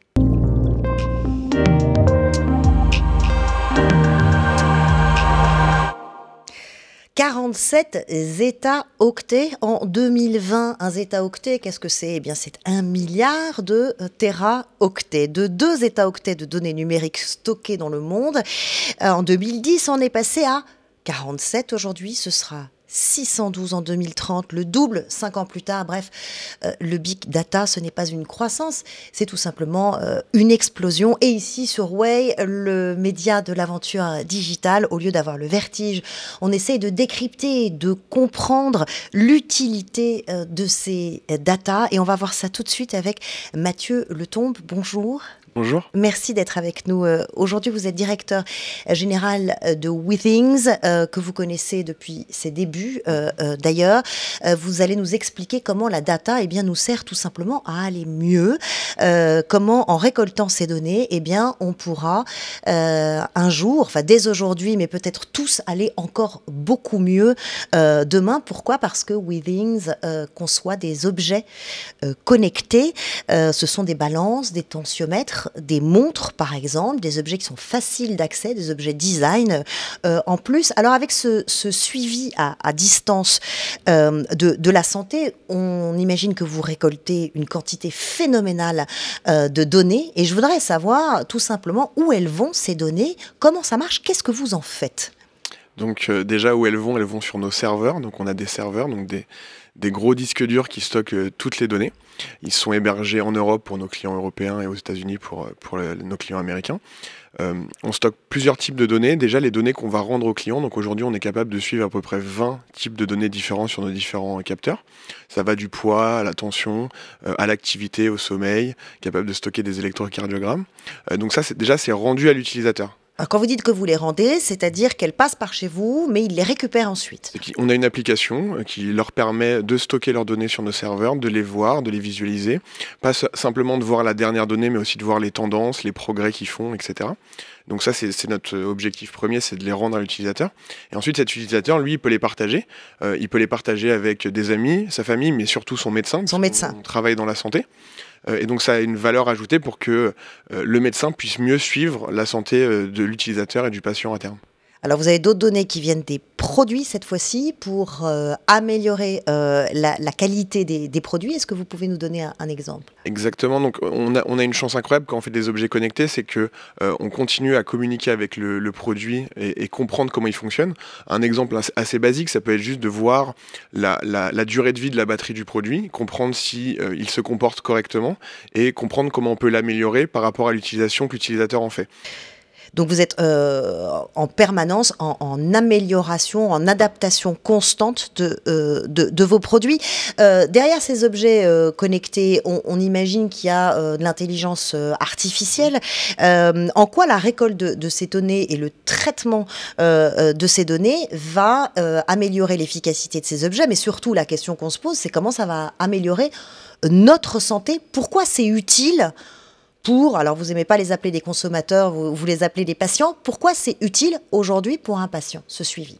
Il y a plusieurs choses. Je vais prendre l'exemple très concret. On a un capteur de sommeil qui mesure le rythme cardiaque pendant la nuit et le rythme respiratoire. Et on est passé de cette simple mesure, et en regardant les signaux un peu bruts du produit, on a été capable de détecter l'apnée du sommeil sur le même produit. Donc il y a un avantage fort pour l'utilisateur, puisqu'on va pouvoir détecter une maladie qui est complètement sous-diagnostiquée et qui est très sévère. Et donc voilà, on continue à améliorer ces produits-là, même a posteriori après l'avoir vendu il y a quelques années, grâce à ce qu'on est capable de faire avec l'intelligence artificielle sur des produits qui sont existants. Ce qui est la grosse différence, c'est qu'au lieu d'être un suivi ponctuel, comme nous qui allons chez le médecin une fois de temps en temps ou quand on a un problème, là on a un suivi 24 heures sur 24. On peut analyser régulièrement et sur la durée. Exactement. Un des problèmes du système de santé actuel, c'est qu'on va voir son médecin tous les 6 mois, qu'on se pèse une fois, qu'on prend sa pression et on s'en va. Aujourd'hui, nous, on a la capacité de faire ça tous les jours et de voir des tendances. Et je pense que le mot tendance, il est important parce qu'on peut voir une amélioration ou une dégradation et on base pas tout juste sur un seul point de données, comme c'est le cas aujourd'hui dans la santé un peu empirique. Vous parlez même d'une mine d'or, alors pas commerciale, quoique, mais d'une mine d'or pour les médecins, pour le système de santé, ces données, et qu'aujourd'hui elles sont sous-exploitées. Pourquoi ? Je pense que le système actuel n'est pas forcément construit pour pouvoir exploiter ces données. On a encore un peu de mal à implémenter le DMP, par exemple. Par contre, ce que nous, on voit aux États-Unis, c'est le DMP, c'est quoi ? Le dossier médical partagé ou personnalisé, je ne sais plus. Mais globalement, c'est le dossier qu'essaye de mettre en place le gouvernement français pour que justement tous les professionnels de santé puissent avoir accès à nos données de santé qui sont mesurées d'un pharmacien à un cardiologue à un médecin généraliste. Et ça, ce serait un outil extrêmement utile. Ce serait très utile, je pense. Et aujourd'hui, c'est en train d'être, c'est fait aux États-Unis depuis maintenant quelques années. Et donc, c'est pour ça que nous, on va plutôt se projeter aux États-Unis qu'en France à court terme, parce que les professionnels de santé commencent à avoir l'habitude à utiliser des objets connectés et à digitaliser la manière dont est fait la médecine. Et même les assurances aux États-Unis, qui évidemment se mettent sur le créneau de la prévention. Pourquoi culturellement, est-ce que les Américains sont moins réticents que nous, tout simplement, à l'e-santé et au partage des données médicales ? Je pense qu'ils sont aussi un peu plus on va dire, technophile. À la fois l'utilisateur, le patient, le citoyen, mais aussi le système qui est en face. C'est quand même un pays où les plus grosses entreprises sont très tech, et en fait, tous les entreprises, même les hôpitaux, sont très à même à se connecter à des objets, à utiliser la donnée. Donc je pense qu'il y a une vraie appétence pour la technologie. Et puis il y a aussi des problématiques de santé aux États-Unis qu'on a heureusement, entre guillemets, pas en France. Des maladies plus chroniques. Beaucoup plus de maladies chroniques, d'obésité morbide, d'hypertension. Mais donc ils sont obligés de se transformer. Il s'avère c'est un pays qui est très technophile, et donc je pense que ça va ils accélèrent. Et puis après, il y a la crise du Covid qui a aussi accélérer l'implémentation de la télémédecine, et aussi bien en France qu'aux États-Unis, donc ça aide beaucoup. Oui, alors en France, on s'y est beaucoup mis pendant le confinement. Le nombre de téléconsultations a explosé. Autre exemple, je ne le savais pas, de l'utilité d'un objet connecté comme le vôtre. Par exemple, vous êtes venu à la rescousse des hôpitaux ? Oui. Pour les mesures du taux d'oxygène dans le sang, racontez-moi. Exactement, donc nous on a sorti un produit qui s'appelle ScanWatch, et une montre qui permet entre autres de mesurer le taux d'oxygène dans le sang, qui n'avait pas l'accréditation pour être mise sur le marché européen au moment du confinement, et on a eu une sorte de raccourci de la NSM qui nous a permis d'en fournir aux hôpitaux parisiens pour qu'ils puissent suivre le taux d'oxygène dans le sang à distance de certaines personnes qui n'avaient pas on va dire des problèmes suffisamment sévères pour être hospitalisés, mais qui nécessitaient un suivi à distance. Pour éviter des complications. On le voit, ce marché de la e-santé, il est en pleine expansion et même en pleine accélération avec le Covid. Mais la question qu'on se pose tous, nous, patients, que vous vous posez tous, sûrement, vous qui nous écoutez et nous regardez, c'est tout de même la confidentialité des données. Comment je sais, moi, que si je vous donne mon âge, mon poids, mon taux de sucre dans le sang, mes antécédents médicaux, ça va se retrouver chez vous et puis je vais me retrouver fiché un jour. Mais je pense que déjà, il faut être très clair avec nos clients, nos utilisateurs, nos patients. Nous, dès le début, on leur a dit que leurs données leur appartenaient et nous appartenaient pas. Déjà, elles sont complètement anonymisées pour tout le travail que nous, on fait pour améliorer les produits. Et ensuite, on leur laisse partager leurs données avec qui ils le souhaitent. C'est eux, c'est nos utilisateurs qui prennent... on va dire proactivement l'initiative de partager la donnée, c'est pas à nous de le faire, et ça on a toujours été clair depuis notre création là-dessus. Et donc je pense qu'il déjà faut être clair, faut le respecter, et ensuite il y a pas mal de choses qui sont mises en place comme RGPD, comme... Alors RGPD c'est le règlement général sur la protection des données qui s'inscrit en France dans la loi informatique et liberté.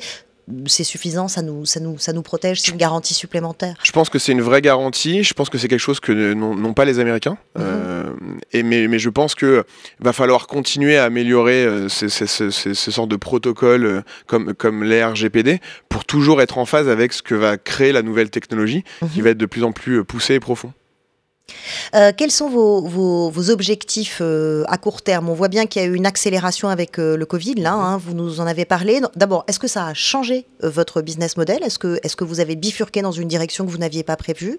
Et est-ce que vous avez d'autres objectifs à court terme, là, devant vous? Je pense que ça n'a pas réellement changé nos objectifs, par contre, ça les a accélérés. Ouais. Je pense que de manière générale, la télémédecine, par exemple, elle a accéléré de 3-4 ans, enfin, ça aurait mis 3-4 ans pour arriver là où on en est après 3 mois de crise du Covid.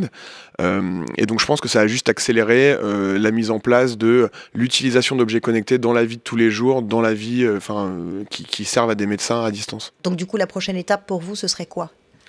Pour l'entreprise? Oui, bien sûr. Votre marché. C'est d'accélérer en même temps que l'accélération qu'on voit. Et encore une fois, même si la France s'y prépare, les États-Unis ont vraiment 3-4 ans d'avance sur nous. Peut-être qu'un jour, ce sera même remboursé par la sécurité sociale. Ce sera le cas, je pense. C'est vrai. Oui, puisque ce que vous nous dites, en fait, et ce qu'on a compris, c'est que ces objets connectés, c'est de la technologie, mais au service, réellement, vous le pensez, d'une amélioration du suivi de soins. En général, il faut faire quoi? Un travail de vulgarisation auprès... vous faites du lobbying auprès du gouvernement, vous allez voir les médecins généralistes. Je pense qu'il faut montrer des preuves. Et aujourd'hui, les preuves, ça marche. Oui, et aujourd'hui, les preuves, elles viennent des États-Unis puisqu'ils sont en avance. Il y a 50% des personnes qui sont à risque pour le diabète qui rentrent dans un programme pour perdre du poids qui ne sont plus à risque pour le diabète après 9 mois. Donc c'est énorme considérant qu'il y a 80 millions... 9 mois de programme, de perte de poids, d'augmentation de l'activité, globalement changement des habitudes qui peuvent être aussi alimentaires. Et donc je pense qu'il y a des preuves. C'est pareil, le suivi de l'hypertension quand on a un coach tous les jours qui vous appelle pour savoir si vous avez pris vos médicaments, si votre tension a augmenté, c'est autre chose que voir son cardiologue tous les 6 mois. Et donc ces programmes-là, ils ont des preuves et il va juste falloir qu'on les regarde et qu'on l'accepte et qu'on accepte ce changement un peu de paradigme sur la façon dont on fait la santé demain. Merci beaucoup d'être venu nous expliquer votre métier, puis surtout les perspectives que ça ouvre. On comprend que c'est un suivi plus facile, hein, en fait, en plus facile d'utilisation pour le patient 24/24, donc avec d'énormes bénéfices pour la santé, que les États-Unis sont en avance sur nous, mais qu'on y vient, que ça a été accéléré par le Covid et que vous espérez une adoption de masse au service du système de santé et qu'aujourd'hui on a les preuves, d'abord que c'est bénéfique et deux, que finalement ces données sont protégées. En tout cas, elles restent confidentielles chez vous. Merci infiniment d'être venu nous en parler aujourd'hui.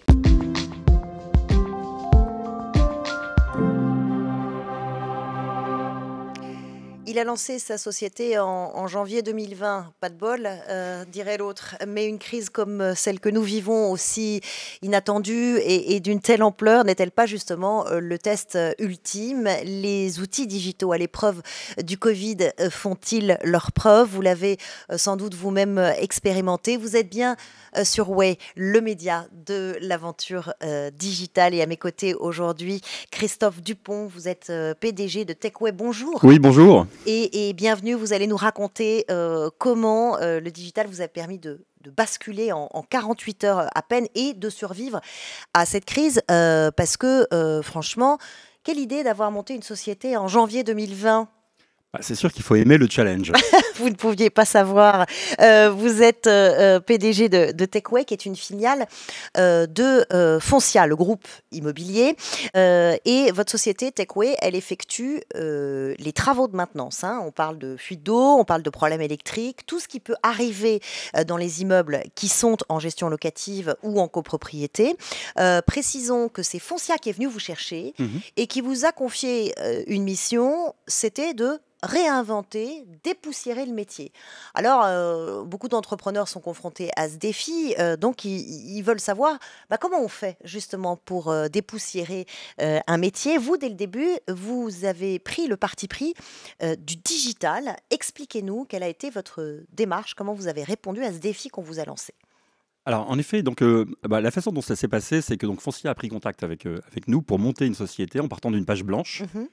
Et en fait, avec l'idée d'avoir sa propre filiale de maintenance technique de façon à améliorer la satisfaction des clients. Donc ça, c'était le point de départ. Et donc, finalement, on nous a donné la possibilité de définir les contours de cette entreprise fantastique, en effet, totalement dépoussiérée. Et donc, en fait, pour ça, on a réfléchi finalement sur la base de notre expérience, en fait, aux différents axes qui devaient en fait nous guider.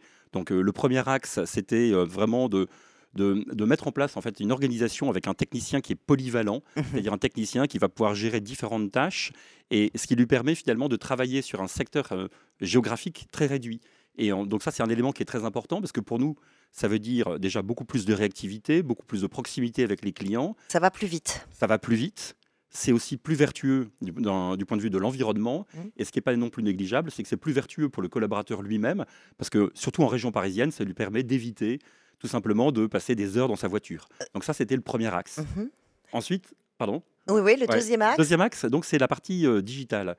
Donc pour nous, en fait, dans cette activité, il y a un enjeu qui est essentiel, c'est de fluidifier l'information, parce qu'on parle de petites interventions, donc très nombreuses dans une journée. Il y a beaucoup de techniciens, il y a beaucoup d'interventions.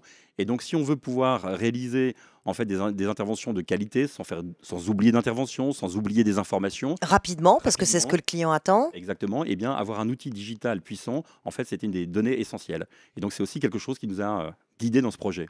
Alors du coup, ça donne quoi concrètement? Je voudrais qu'on se rende compte. Par exemple, moi, j'ai une fuite d'eau. Je fais appel à vous. Comment ça se passe? C'est digitalisé de bout en bout? C'est ça. En fait, donc, si vous êtes donc une cliente de Foncia, en fait, vous allez donc appeler votre gestionnaire pour dire j'ai un problème, il faut intervenir d'urgence, et c'est le gestionnaire qui va prendre contact avec nous. Tout se fait en fait par email, de façon digitalisée. On reçoit l'information directement dans notre système, et à partir de ce moment-là, en fait, toute la machine, en fait, TechWay se met en place avec d'abord donc la réception de la demande, on qualifie la demande. Ensuite, on est capable de faire un devis immédiatement en ligne, c'est-à-dire qu'on a un outil de pricing qui est dans l'outil et qui nous permet tout simplement d'envoyer le devis de façon digitalisée en fait au gestionnaire. Pour ça, il appuie sur un bouton simplement pour valider le devis. Et à partir du moment où il a validé le devis, en fait, nous, on peut passer dans la deuxième phase, qui est la phase en fait de planification de l'intervention. Donc, on a ce qu'on appelle un rendez-vous de service qui nous sert donc à planifier cette fameuse intervention pour réparer la fuite. Tout ça, ça va très vite. Il s'est passé juste quelques heures. Alors, il y a quand même un rendez-vous physique à un moment donné, parce qu'il faut faire un diagnostic quand on a un problème. Ce n'est pas une machine qui va le faire. Alors non. Alors en fait, il y a deux possibilités. En fait, soit on est sur des fuites qui sont finalement assez classiques. Banales. Dans notre activité, en fait, il y a beaucoup de récurrence. On retrouve souvent les mêmes problèmes. C'est généralement un ballon d'eau chaude ou un siphon. Et donc là, on sait ce qu'il faudra faire pour pouvoir résoudre le problème. Si jamais on a un doute, on demande une photo. On reçoit la photo par email et en fait le technicien, lorsqu'il va intervenir, en fait, il sait déjà à quel type de ballon d'eau chaude il aura affaire, il sait déjà quel joint il devra remplacer Et donc, au moment où il intervient, il a tous les éléments. Donc finalement, nous, en tant que client, le seul contact physique qu'on a, c'est le jour où le technicien arrive chez nous, en fait. C'est ça. Pour faire la réparation. Exactement. En fait, vous exprimez votre problème et l'objectif, c'est qu'en l'espace de, allez, on va dire de quelques heures s'il s'agit d'une fuite, sinon on va dire 24 heures au maximum, que le technicien puisse intervenir et résoudre votre problème. Alors, pour les techniciens, c'est une révolution. Alors, vous nous avez déjà expliqué que ça améliorait quand même leur quotidien puisqu'ils font moins de kilomètres. Oui. Ils sont déjà au courant de la fuite avant d'arriver, donc ils arrivent peut-être avec les bonnes pièces de rechange. On gagne du temps, mais enfin, ça reste quand même une révolution pour eux. Comment ont-ils accueilli cette nouvelle façon de travailler? Est-ce qu'ils l'ont adoptée facilement? Oui, alors bon, déjà aujourd'hui, en fait, tous les techniciens, à titre personnel, ont des smartphones. Donc aujourd'hui, ils ont un iPhone sur lequel ils reçoivent, en fait, sur lequel il y a l'application et sur lequel ils reçoivent les informations. Ils sont déjà habitués globalement à ce type de situation. Donc bien sûr, il y a un apprentissage, il y a de la formation. Maintenant, les outils sont suffisamment. Vous les avez formés spécifiquement à vos outils, vos Bien sûr. Au moment en fait où ils arrivent dans l'entreprise, on va les faire rentrer dans un cursus de formation dans lequel on va vraiment tout leur expliquer ce qu'ils doivent faire au moment où ils prennent en charge une intervention, au moment où ils clôturent une intervention. Enfin, tous ces éléments-là sont bien expliqués. Un mois après avoir lancé votre société, le confinement, 90% de l'activité qui se retrouve à l'arrêt. C'est un tsunami pour une entreprise qui vient de se lancer. Et pour beaucoup d'entrepreneurs qui nous écoutent et qui ont vécu ce choc, on a envie de savoir comment vous avez trouvé des solutions. Là encore, c'est le digital que vous aviez mis en place qui vous a sauvé. Racontez-nous comment vous avez fait. Alors oui, moi je dirais qu'en fait il y a peut-être 3 éléments qui ont été majeurs. Déjà, la chance en fait d'être adossé à un grand groupe qui est solide. Très honnêtement, si on avait été tout seul dans cette situation-là, je pense qu'on aurait eu plus de difficultés. La deuxième chose, c'est que en fait, comme on est une petite entreprise, on est aussi très agile. Et en fait, en l'espace de quelques heures, on s'est dit voilà, il nous tombe un tsunami. Qu'est-ce qu'on peut faire pour finalement faire face à cette situation-là? Et on avait la chance, entre guillemets, d'avoir des techniciens qui sont certifiés, alors pour quelque chose d'un peu technique, mais on appelle ça le certibiocide, ce qui les autorise à utiliser des produits biocides et virucides. Et finalement, c'était cette crise qui forcément générait en fait un besoin en désinfection. Donc les mesures d'hygiène, pour eux, c'était pas nouveau. Exactement. Finalement, c'est devenu presque une opportunité dans cette période-là, tout simplement de se dire, en 48 heures, achetons le matériel, les équipements nécessaires, et puis adaptons en fait notre réalité, puisque tous les problèmes de fuite, etc., sont mis un peu relégués au second plan, et bien passons à la désinfection. Et donc, finalement, en 48 heures, on a réussi à acheter le matériel et à se lancer dans cette activité. Alors ça, c'est les mesures d'hygiène. Et puis, il y avait aussi surtout l'équipement de tous vos collaborateurs et des techniciens, puisque tout le monde était équipé d'un smartphone, d'une tablette, etc. Vous nous dites, le télétravail, 0 problème, en 2 heures, c'était réglé? Oui, c'est ça qui est assez incroyable. C'est que finalement, en fait, on ne s'est même pas posé les questions. Tout le monde fonctionne avec des ordinateurs portables, avec des téléphones portables, on a 0 papier, ce qui fait que la décision finalement de dire on va travailler de façon délocalisée, chacun chez soi, en fait la décision elle s'est prise en une demi-heure, elle a été mise en œuvre immédiatement. À aucun moment on a vécu en fait un coup d'arrêt à cause du confinement. Donc en fait ce que vous nous dites c'est non seulement le digital accélère tout, mais il résout tout. Alors non, je n'irai pas jusque-là quand même, mais c'est vrai que, en fait, en tout cas, c'est utiliser le digital aujourd'hui, je pense que c'est quelque chose, pour les entreprises qui sont naissantes comme les nôtres, c'est quelque chose qui est vraiment essentiel. À condition, vous l'avez dit, d'avoir vous aviez un gros groupe derrière. Oui, mais voilà, c'est pour ça, en fait, moi je pense que, bon, il faut avoir un bon concept, il faut avoir des bons outils, il faut avoir une bonne culture d'entreprise. C'est vrai qu'on n'en a pas parlé, mais on est très attaché aussi à la culture d'entreprise. Et donc, vous aviez tout ça, déjà, avant? Oui. Ouais. Oui, en fait, quand on a réfléchi vraiment à ce qu'on voulait créer, en fait, tous ces éléments-là étaient essentiels, ils étaient déjà intégrés dans le plan. Donc c'est ça qu'il faut retenir, c'est qu'il faut démarrer son projet sur ces valeurs-là. Moi, je pense. Ouais. Ouais. Est-ce que les clients, comment ils reçoivent la satisfaction client? Vous avez des retours? Oui. Alors nous, en fait, donc les retours, bon, déjà, nos clients directs, en fait, ce sont les gestionnaires de fonciat. Donc, en fait, on fait des points réguliers avec eux. En fait, on fait des réunions qualité toutes les semaines avec des agences foncières pour avoir un retour d'expérience, parce que entre ce que nous on vit et notre impression et la leur, forcément parfois il peut y avoir des écarts. Donc l'idée, c'est tout simplement de profiter de ces échanges pour ajuster les écarts et puis faire des réglages quand c'est nécessaire. Et on a également bien sûr une mesure de la satisfaction avec des petits questionnaires qu'on fait auprès de nos clients, les utilisateurs finaux, pour être certain aussi que là aussi on est à la hauteur. Et globalement, être à la hauteur, globalement, c'est que cette digitalisation, ils trouvent ça extrêmement efficace et rapide. C'est ça qui ressort? Oui, alors moi je pense que l'utilisateur final, lui, ce qu'il veut avant tout, c'est que sa fuite soit réparée. Bien sûr. Voilà. Donc digital ou pas, lui, ce qui l'intéresse, c'est ça, que son radiateur fonctionne, etc. Mais par contre, côté des gestionnaires, je pense qu'ils apprécient maintenant vraiment beaucoup nos outils. Parce que tout ça, ça fait gagner du temps, ça évite énormément de petits problèmes. En fait, dans la vie d'un gestionnaire, parfois c'est un peu compliqué. Il doit rappeler les prestataires de services en permanence pour savoir concrètement est-ce que l'intervention a bien eu lieu, etc., etc. Et tout ça, finalement, maintenant, avec des outils comme ça, ils ont l'information sans avoir besoin de la chercher. Bon, et vous, pour terminer dans votre parcours d'entrepreneur, compliqué quand même, vous lancez votre société en janvier, ensuite il y a la crise du Covid. Aujourd'hui, vous n'avez peut-être pas suffisamment de recul, mais vous diriez quoi? Que vous êtes un entrepreneur heureux de votre... Oui, moi je suis déjà très fier de ce qu'on a accompli. Évidemment, en fait, on est au tout début du chemin, donc il y a encore énormément de challenges devant nous. Là, pour l'instant, on est présent qu'en Ile-de-France. Maintenant, on est en train de déployer sur la province, dans l'Ouest. Ouais. Et après, on va continuer à se développer comme ça pendant les prochaines années. Donc, il y a encore beaucoup de challenges, mais d'ores et déjà, c'est une belle réussite. Belle réussite, bravo. Merci d'être venu partager votre expérience avec nous et nous dire que ce digital sur lequel vous aviez misé dès le départ, heureusement qu'il était là pendant cette crise, et il vous a permis non seulement de survivre, mais de continuer à développer vos services. Très bonne continuation. Merci beaucoup. Merci encore. Merci.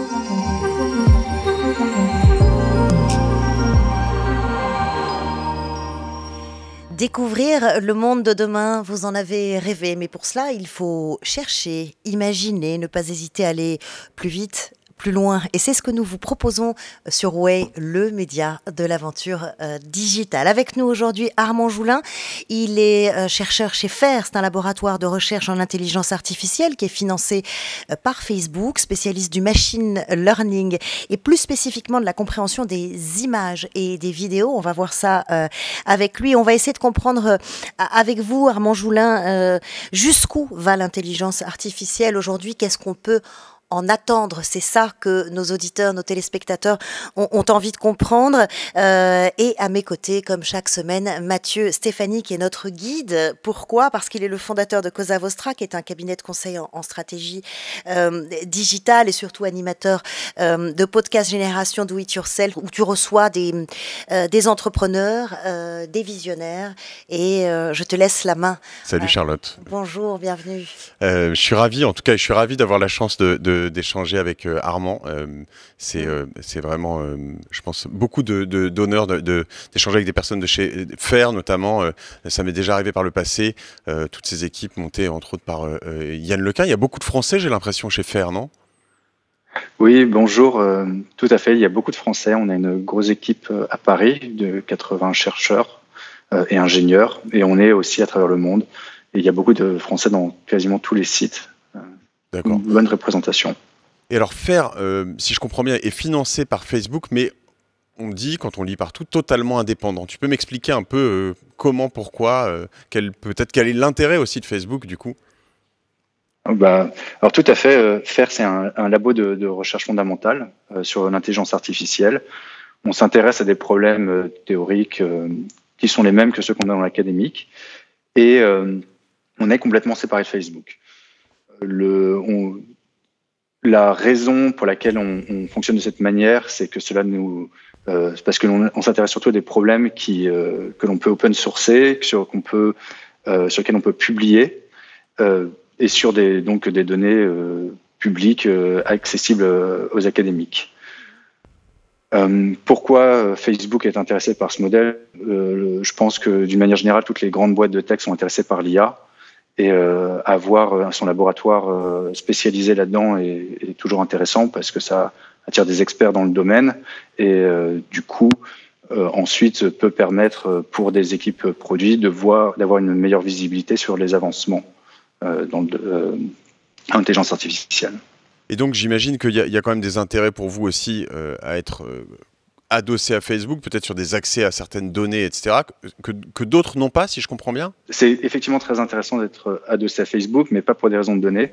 Parce que comme je l'ai dit, on a comme première vocation la communication extérieure vers la communauté scientifique. Et donc, pour nous, c'est très important de pouvoir que les gens puissent reproduire ce qu'on fait. Donc, on travaille énormément en fait, que sur des données qui ne sont pas de Facebook.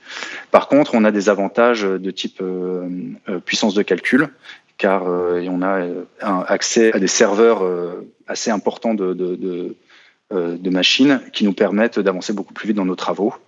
On a aussi l'avantage d'avoir un microcosme de chercheurs spécialisés qui est assez unique au monde et qui nous permettent rapidement d'apprendre et d'avancer sur des sujets d'intelligence artificielle. Alors, les sujets sont très très vastes et vous êtes, vous, un nombre de chercheurs limité. Donc, la question moi, que je me pose, c'est comment et qui choisit finalement le sujet sur lequel chacun ou les équipes cherchent ensemble chez FAIR? C'est une très bonne question. La manière dont on choisit des sujets, c'est chaque chercheur choisit son sujet de recherche. On est complètement libre de ce côté-là. On a une culture assez forte qu'on appelle le bottom-up, c'est-à-dire que chaque chercheur propose une idée, la développe, et d'autres chercheurs, après, s'ils la trouvent intéressante, vont venir collaborer sur son projet. Quel sujet t'intéresse? Il y en a en particulier? Tu es spécialisé? Alors, j'ai pas mal de sujets de prédilection, mais mon sujet important en ce moment, c'est ce qu'on appelle l'apprentissage non supervisé.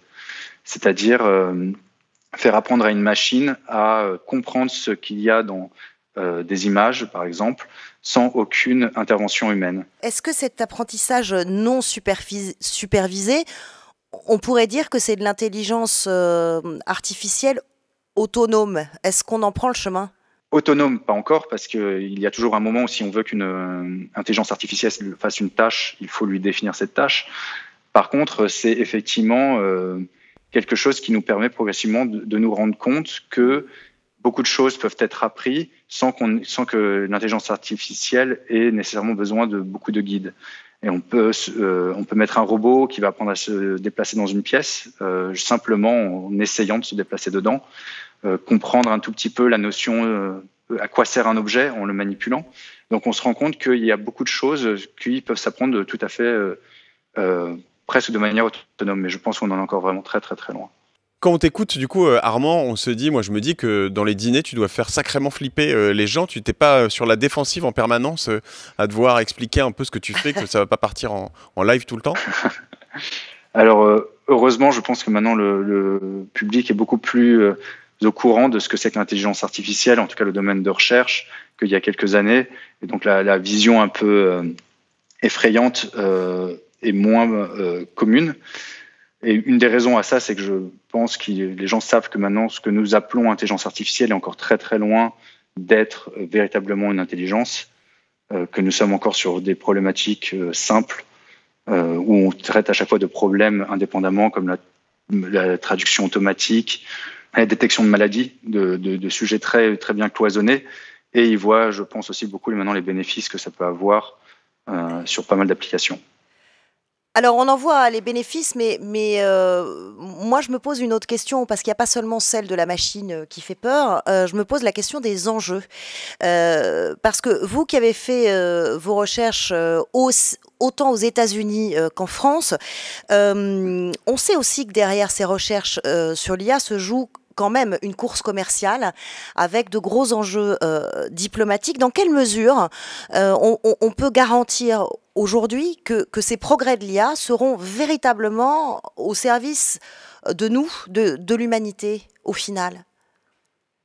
C'est une question très importante et que se posent énormément de chercheurs. On a d'ailleurs une initiative au sein de notre labo sur essayer d'étudier les impacts sociétals de notre recherche. C'est un sujet qui est extrêmement sérieux et qu'il ne faut vraiment pas prendre à la légère. Je pense que les modèles de recherche tels que nous avons à faire, où nous sommes très ouverts sur ce que nous faisons, open sourçons tout, essayons au maximum d'informer de ce que nous faisons et à la base de ce qui doit être fait de bien, mais je pense que ce n'est pas suffisant, parce que quand on développe une nouvelle technologie, on ne sait pas qui va l'utiliser, et ce sont des questions qui sont ouvertes en ce moment, qui sont au cœur des grands questionnements qu'on a dans la recherche. On parle beaucoup d'IA sur une approche qui parfois peut sembler un peu abstraite, quoi, l'IA, tu vois, avec un grand I et un grand A. Si je dois le remettre un peu dans le concret, tu as parlé de traduction instantanée tout à l'heure. Qu'est-ce que, dans nos vies au quotidien, l'IA a déjà changé et quels sont les prochains changements qui vont venir très vite, selon toi ? Alors, justement, dans les choses qui ont changé, la traduction automatique est, je pense, un bon exemple. Maintenant, on peut taper dans Google une phrase et demander sa traduction dans une autre langue, et nous l'avons dans un certain nombre de langues. Maintenant, il y a aussi pas mal de technologies de type reconnaissance dans des images, que ce soit pour déverrouiller son iPhone. Je pense que maintenant, nos téléphones sont chargés de ce genre d'applications. Une que j'aime particulièrement, c'est une application qui nous permet de reconnaître des plantes en prenant des photos juste des feuilles. Qui nous permet de... Voilà, qui est très utile parce que moi je n'y connais rien. Et dans le futur proche, je pense que on risque de voir de plus en plus de ces technologies qui apparaissent associées aux nouvelles technologies hardware qui sont développées, de type tout ce qui est réalité augmentée ou réalité virtuelle. Et toi, ton rêve à toi, je sais que les chercheurs qu'on peut voir comme de grands pragmatiques sont souvent aussi de doux rêveurs. Si tu avais un rêve de pouvoir accompagner un truc grâce à ton travail ou votre travail chez FAIR, ce serait quoi ? Alors j'ai beaucoup de rêves. Je pense que le sujet que vous avez abordé d'avoir des intelligences artificielles ou avoir des services qui sont véritablement au service des gens est quelque chose qui m'importe énormément. Je pense que c'est une des choses les plus importantes, et de réussir véritablement à développer des technologies grâce à ces outils-là qui aident les gens de manière positive. Tu as des idées en particulier pour creuser dans cette direction ? J'ai beaucoup d'idées et de rêves, notamment. J'espère qu'un jour mes travaux en vision serviront à aider des gens qui ont des déficiences visuelles à pouvoir voir le monde, ou en tout cas voir le monde expliqué comme nous le voyons. Je travaille aussi, on en a parlé avant, de traduction automatique, et j'aimerais qu'on puisse continuer à augmenter le nombre de langues vers lesquelles on peut traduire, afin de pouvoir aider les gens à se comprendre sans nécessairement parler des langues ultra classiques comme l'anglais. Merci, c'est très porteur d'espoir tout ça, c'est superbe. Des solutions, des pistes, des perspectives, on regarde devant nous, ça fait du bien. Merci beaucoup Mathieu, merci beaucoup Armand Joulin d'avoir répondu à nos questions, merci. Merci.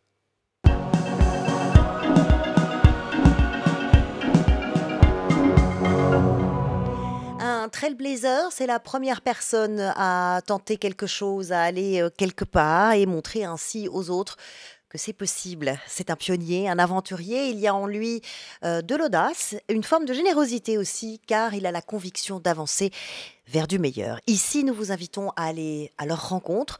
Vous êtes bien sûr Way, le média de l'aventure digitale. Et avec nous aujourd'hui, Yacouba Sagara, bonjour. Bonjour. Bienvenue chez nous. Vous êtes né au Mali dans une famille de médecins. Aujourd'hui, vous êtes CEO et Salesforce Solution Architect chez Gimini, qui est un intégrateur de solutions et consulting. On peut parler d'un sacré parcours que l'on va retracer ensemble. Et je voudrais comprendre avec vous comment une entreprise, justement, avec ce que vous faites, peut détecter des failles, fidéliser des clients, trouver des solutions, augmenter sa productivité. Alors, on va rembobiner le film, si vous voulez bien. Une enfance au Mali, je le disais, et l'informatique, c'est venu comment? Est-ce que c'est comme pour beaucoup d'entre nous, juste comme ça fait partie de la vie quotidienne, ou est-ce que c'est carrément un coup de foudre?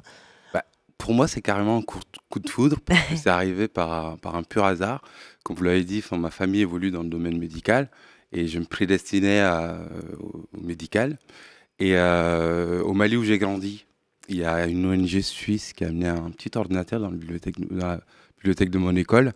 Et c'est comme ça que j'ai découvert l'informatique. Je passais beaucoup de temps sur cet ordinateur. En gros, je passais mes mercredis et jeudis après-midi. Et c'est comme ça que j'ai, au fur et à mesure, découvert, je jouais sur des éditeurs de texte. Et au fur et à mesure, je suis tombé sur un bouquin de programmation. Donc, du coup, j'ai un parcours plutôt autodidacte. Ouais. Et c'est comme ça que j'ai appris à développer des petits sites internet pour mon école et des associations. Oui, alors des fans d'informatique qui bricolent, il y en a beaucoup, mais de là à arriver au CRM, comment vous avez découvert le CRM? Alors, suite à la découverte de cet ordinateur, du coup, j'ai voulu m'orienter vers des études en informatique. Ouais. Vous êtes arrivé en France. Avant d'arriver en France, j'ai postulé pour une bourse, donc du coup pour faire des études d'informatique. Et lors de cet échange, il y avait un informaticien qui m'a demandé pourquoi, mes motivations. Et je lui ai expliqué que je savais, que j'avais appris à coder tout seul. Il n'y croyait pas, il m'avait demandé d'écrire des lignes de code sur papier pour en être sûr. Et ça a aussi contribué à mon arrivée. Donc du coup, je suis arrivé en France. J'ai fait des études plutôt orientées pour l'informatique, finance. Et lors d'un de mes stages, je me suis rendu compte que j'étais pas très passionné par cela. C'est pas votre truc. Exactement. Et du coup, dans cette entreprise, je suis tombé sur un projet CRM. Et c'est comme ça que je me suis un peu incrusté dans l'équipe CRM. Et c'est ainsi que j'ai découvert le monde du CRM. Alors, c'était pas assez. Mais qu'est-ce qui vous a plu là-dedans, juste? Alors, c'était les problèmes me parlaient plus. En gros, clairement, on parlait de clients, de fidélisation, de relations clients. Ça avait une application, quoi. Exactement, ça avait une application concrète. Et du coup, ça me parlait beaucoup plus. J'avais l'impression que, en allant dans ce domaine, je pouvais avoir un impact. Un impact, et puis vous découvrez Salesforce. Comment et pourquoi ça a changé votre vie? Alors, Salesforce, parce que quand je suis arrivé sur le CRM, j'étais plutôt sur les technologies de l'époque, c'est-à-dire des logiciels plus anciens et moins flexibles. Et je suis arrivé sur un projet Salesforce par un pur hasard, encore une fois, parce que l'équipe Salesforce qui était dans mon entreprise de l'époque avait démissionné. Et du coup, on m'avait dit qu'il y avait un projet et qu'il fallait forcément travailler sur ce projet-là. Et j'ai découvert la plateforme. Du coup, je suis tombé... Parce que je venais d'un monde de technologie ancienne et j'arrivais sur une plateforme cloud beaucoup plus agile, flexible et facile d'utilisation. Et aujourd'hui, votre société Gimini, expliquez-nous. Alors, vous êtes spécialisé dans le consulting et l'intégration de ces solutions Salesforce. Quels sont les besoins de vos clients et comment vous y répondez? Clairement, nos clients ont des problèmes concrets. C'est-à-dire, en gros, quand un client vient nous voir, c'est qu'il a du mal à développer sa clientèle ou à fidéliser ses clients. C'est des problèmes que tous les entrepreneurs connaissent. Et quand ils viennent nous voir, en fait, on les... Quel genre d'entrepreneurs? Donnez-nous un exemple ou deux. Il y a des PME, des PME comme Zplug, un client Salesforce qui installe des bornes de recharge électrique. Et c'est un client, du coup, qui voulait se développer plus rapidement et mettre en place Salesforce dans son système informatique pour pouvoir se déployer plus rapidement. Et donc, du coup, quand ce type de clients vient nous voir, on les accompagne à mieux structurer leur processus, c'est-à-dire à optimiser, à réduire leur cycle de vente et à faire des ateliers de travail avec eux pour voir dans quelle mesure on peut améliorer leur processus interne pour qu'ils soient plus proches de leurs clients. L'émission s'appelle Way of Trailblazer. Est-ce que vous en êtes de Trailblazer? En quelque sorte, oui. Parce que, depuis que j'ai commencé, ça fait un peu plus de 10 ans que j'évolue dans le monde Salesforce. Souvent, j'ai accompagné des clients qui partaient de zéro, surtout dans le domaine industriel, qui n'avaient rien. Et du coup, qui n'avaient pas d'approche, qui n'avaient pas de solutions digitaux, etc. Et quand on arrive, quand je fais le projet, à la fin, ils ont des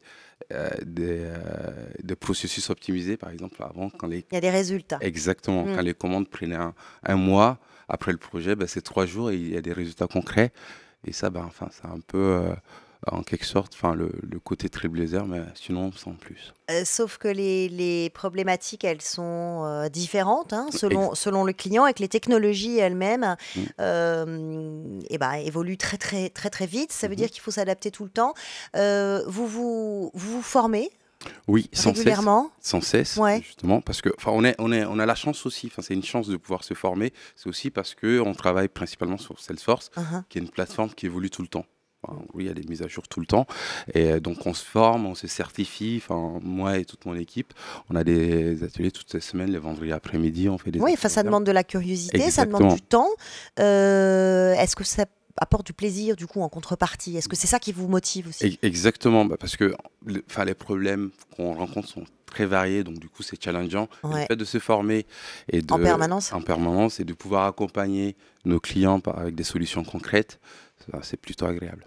Quelle qualité il faut avoir pour travailler dans le CRM à un plus jeune que vous, qui vous dirait moi j'ai trop envie, vous lui direz oui, ok, d'accord, mais il faut ces compétences-là. Il faut être curieux. Curieux, c'est de comprendre le monde dans lequel on vit, ou les problèmes des gens qu'on rencontre. Et il faut avoir envie d'apprendre sans cesse et de résoudre des problèmes. Donc en fait, pour résumer, il faut être curieux et il faut se former en permanence. Un Trailblazer, c'est celui qui ne cesse de s'adapter à son environnement. Donc on ne peut pas faire abstraction des semaines et des mois que l'on vient de vivre et qu'on continue de vivre. Qu'est-ce que ça veut dire sur un métier comme le vôtre, sur le CRM, pour vos clients, pour vous, le confinement, mais surtout le Covid qui dure aujourd'hui, qu'est-ce que ça a changé? Ça nous pousse déjà à nous transformer, aussi à se rendre compte que on est dans un monde et qu'il y a une activité. Si nos clients ont des problèmes, du coup, ça nous touche directement. Donc, on a une autre activité a été touchée. Et les premiers réflexes qu'on a, c'est comment aider nos clients à sortir de cette crise et à relancer leur activité. Et les outils Salesforce, quels sont ceux qui vous ont le plus marqué, qui vous plaisent le plus? Récemment, la dernière innovation de Salesforce qui me plaît le plus, c'est Einstein, qui est la brique intelligence artificielle de Salesforce. Pourquoi? Parce que ça apporte un vrai changement dans le domaine. Le domaine CRM, ça apporte de la valeur ajoutée. Ça permet aux clients d'acquérir de la connaissance à partir de leurs données et d'aller plus loin. Donc c'est une innovation qui moi me... Ça a quoi comme application Einstein? Qu'on soit bien clair, c'est de l'intelligence artificielle, mais décrivez-nous un petit peu plus. Typiquement, pour les clients qui ont des problématiques de fidélisation. Donc, avec Einstein, en fait, on peut configurer des modèles qui permettent à des clients à nos clients d'appeler leurs consommateurs qui risquent de résilier leur contrat. En fait, Einstein permet d'anticiper tout ça. Les nouveaux outils, l'adaptation en permanence, la curiosité, la formation. Merci beaucoup d'être venu partager votre expérience avec nous. Merci. Merci beaucoup. Oui, c'est la révolution digitale sous tous ses angles, des chroniques, des invités pour tout comprendre. Way, vous le retrouvez quand vous voulez. Abonnez-vous à Way sur la chaîne YouTube de Salesforce. Activez la petite cloche et dites-nous ce que vous en pensez. Laissez-nous vos messages, vos commentaires. Nous les prenons en compte. Bref, Way, ça ne s'arrête jamais. Bye bye et find your way.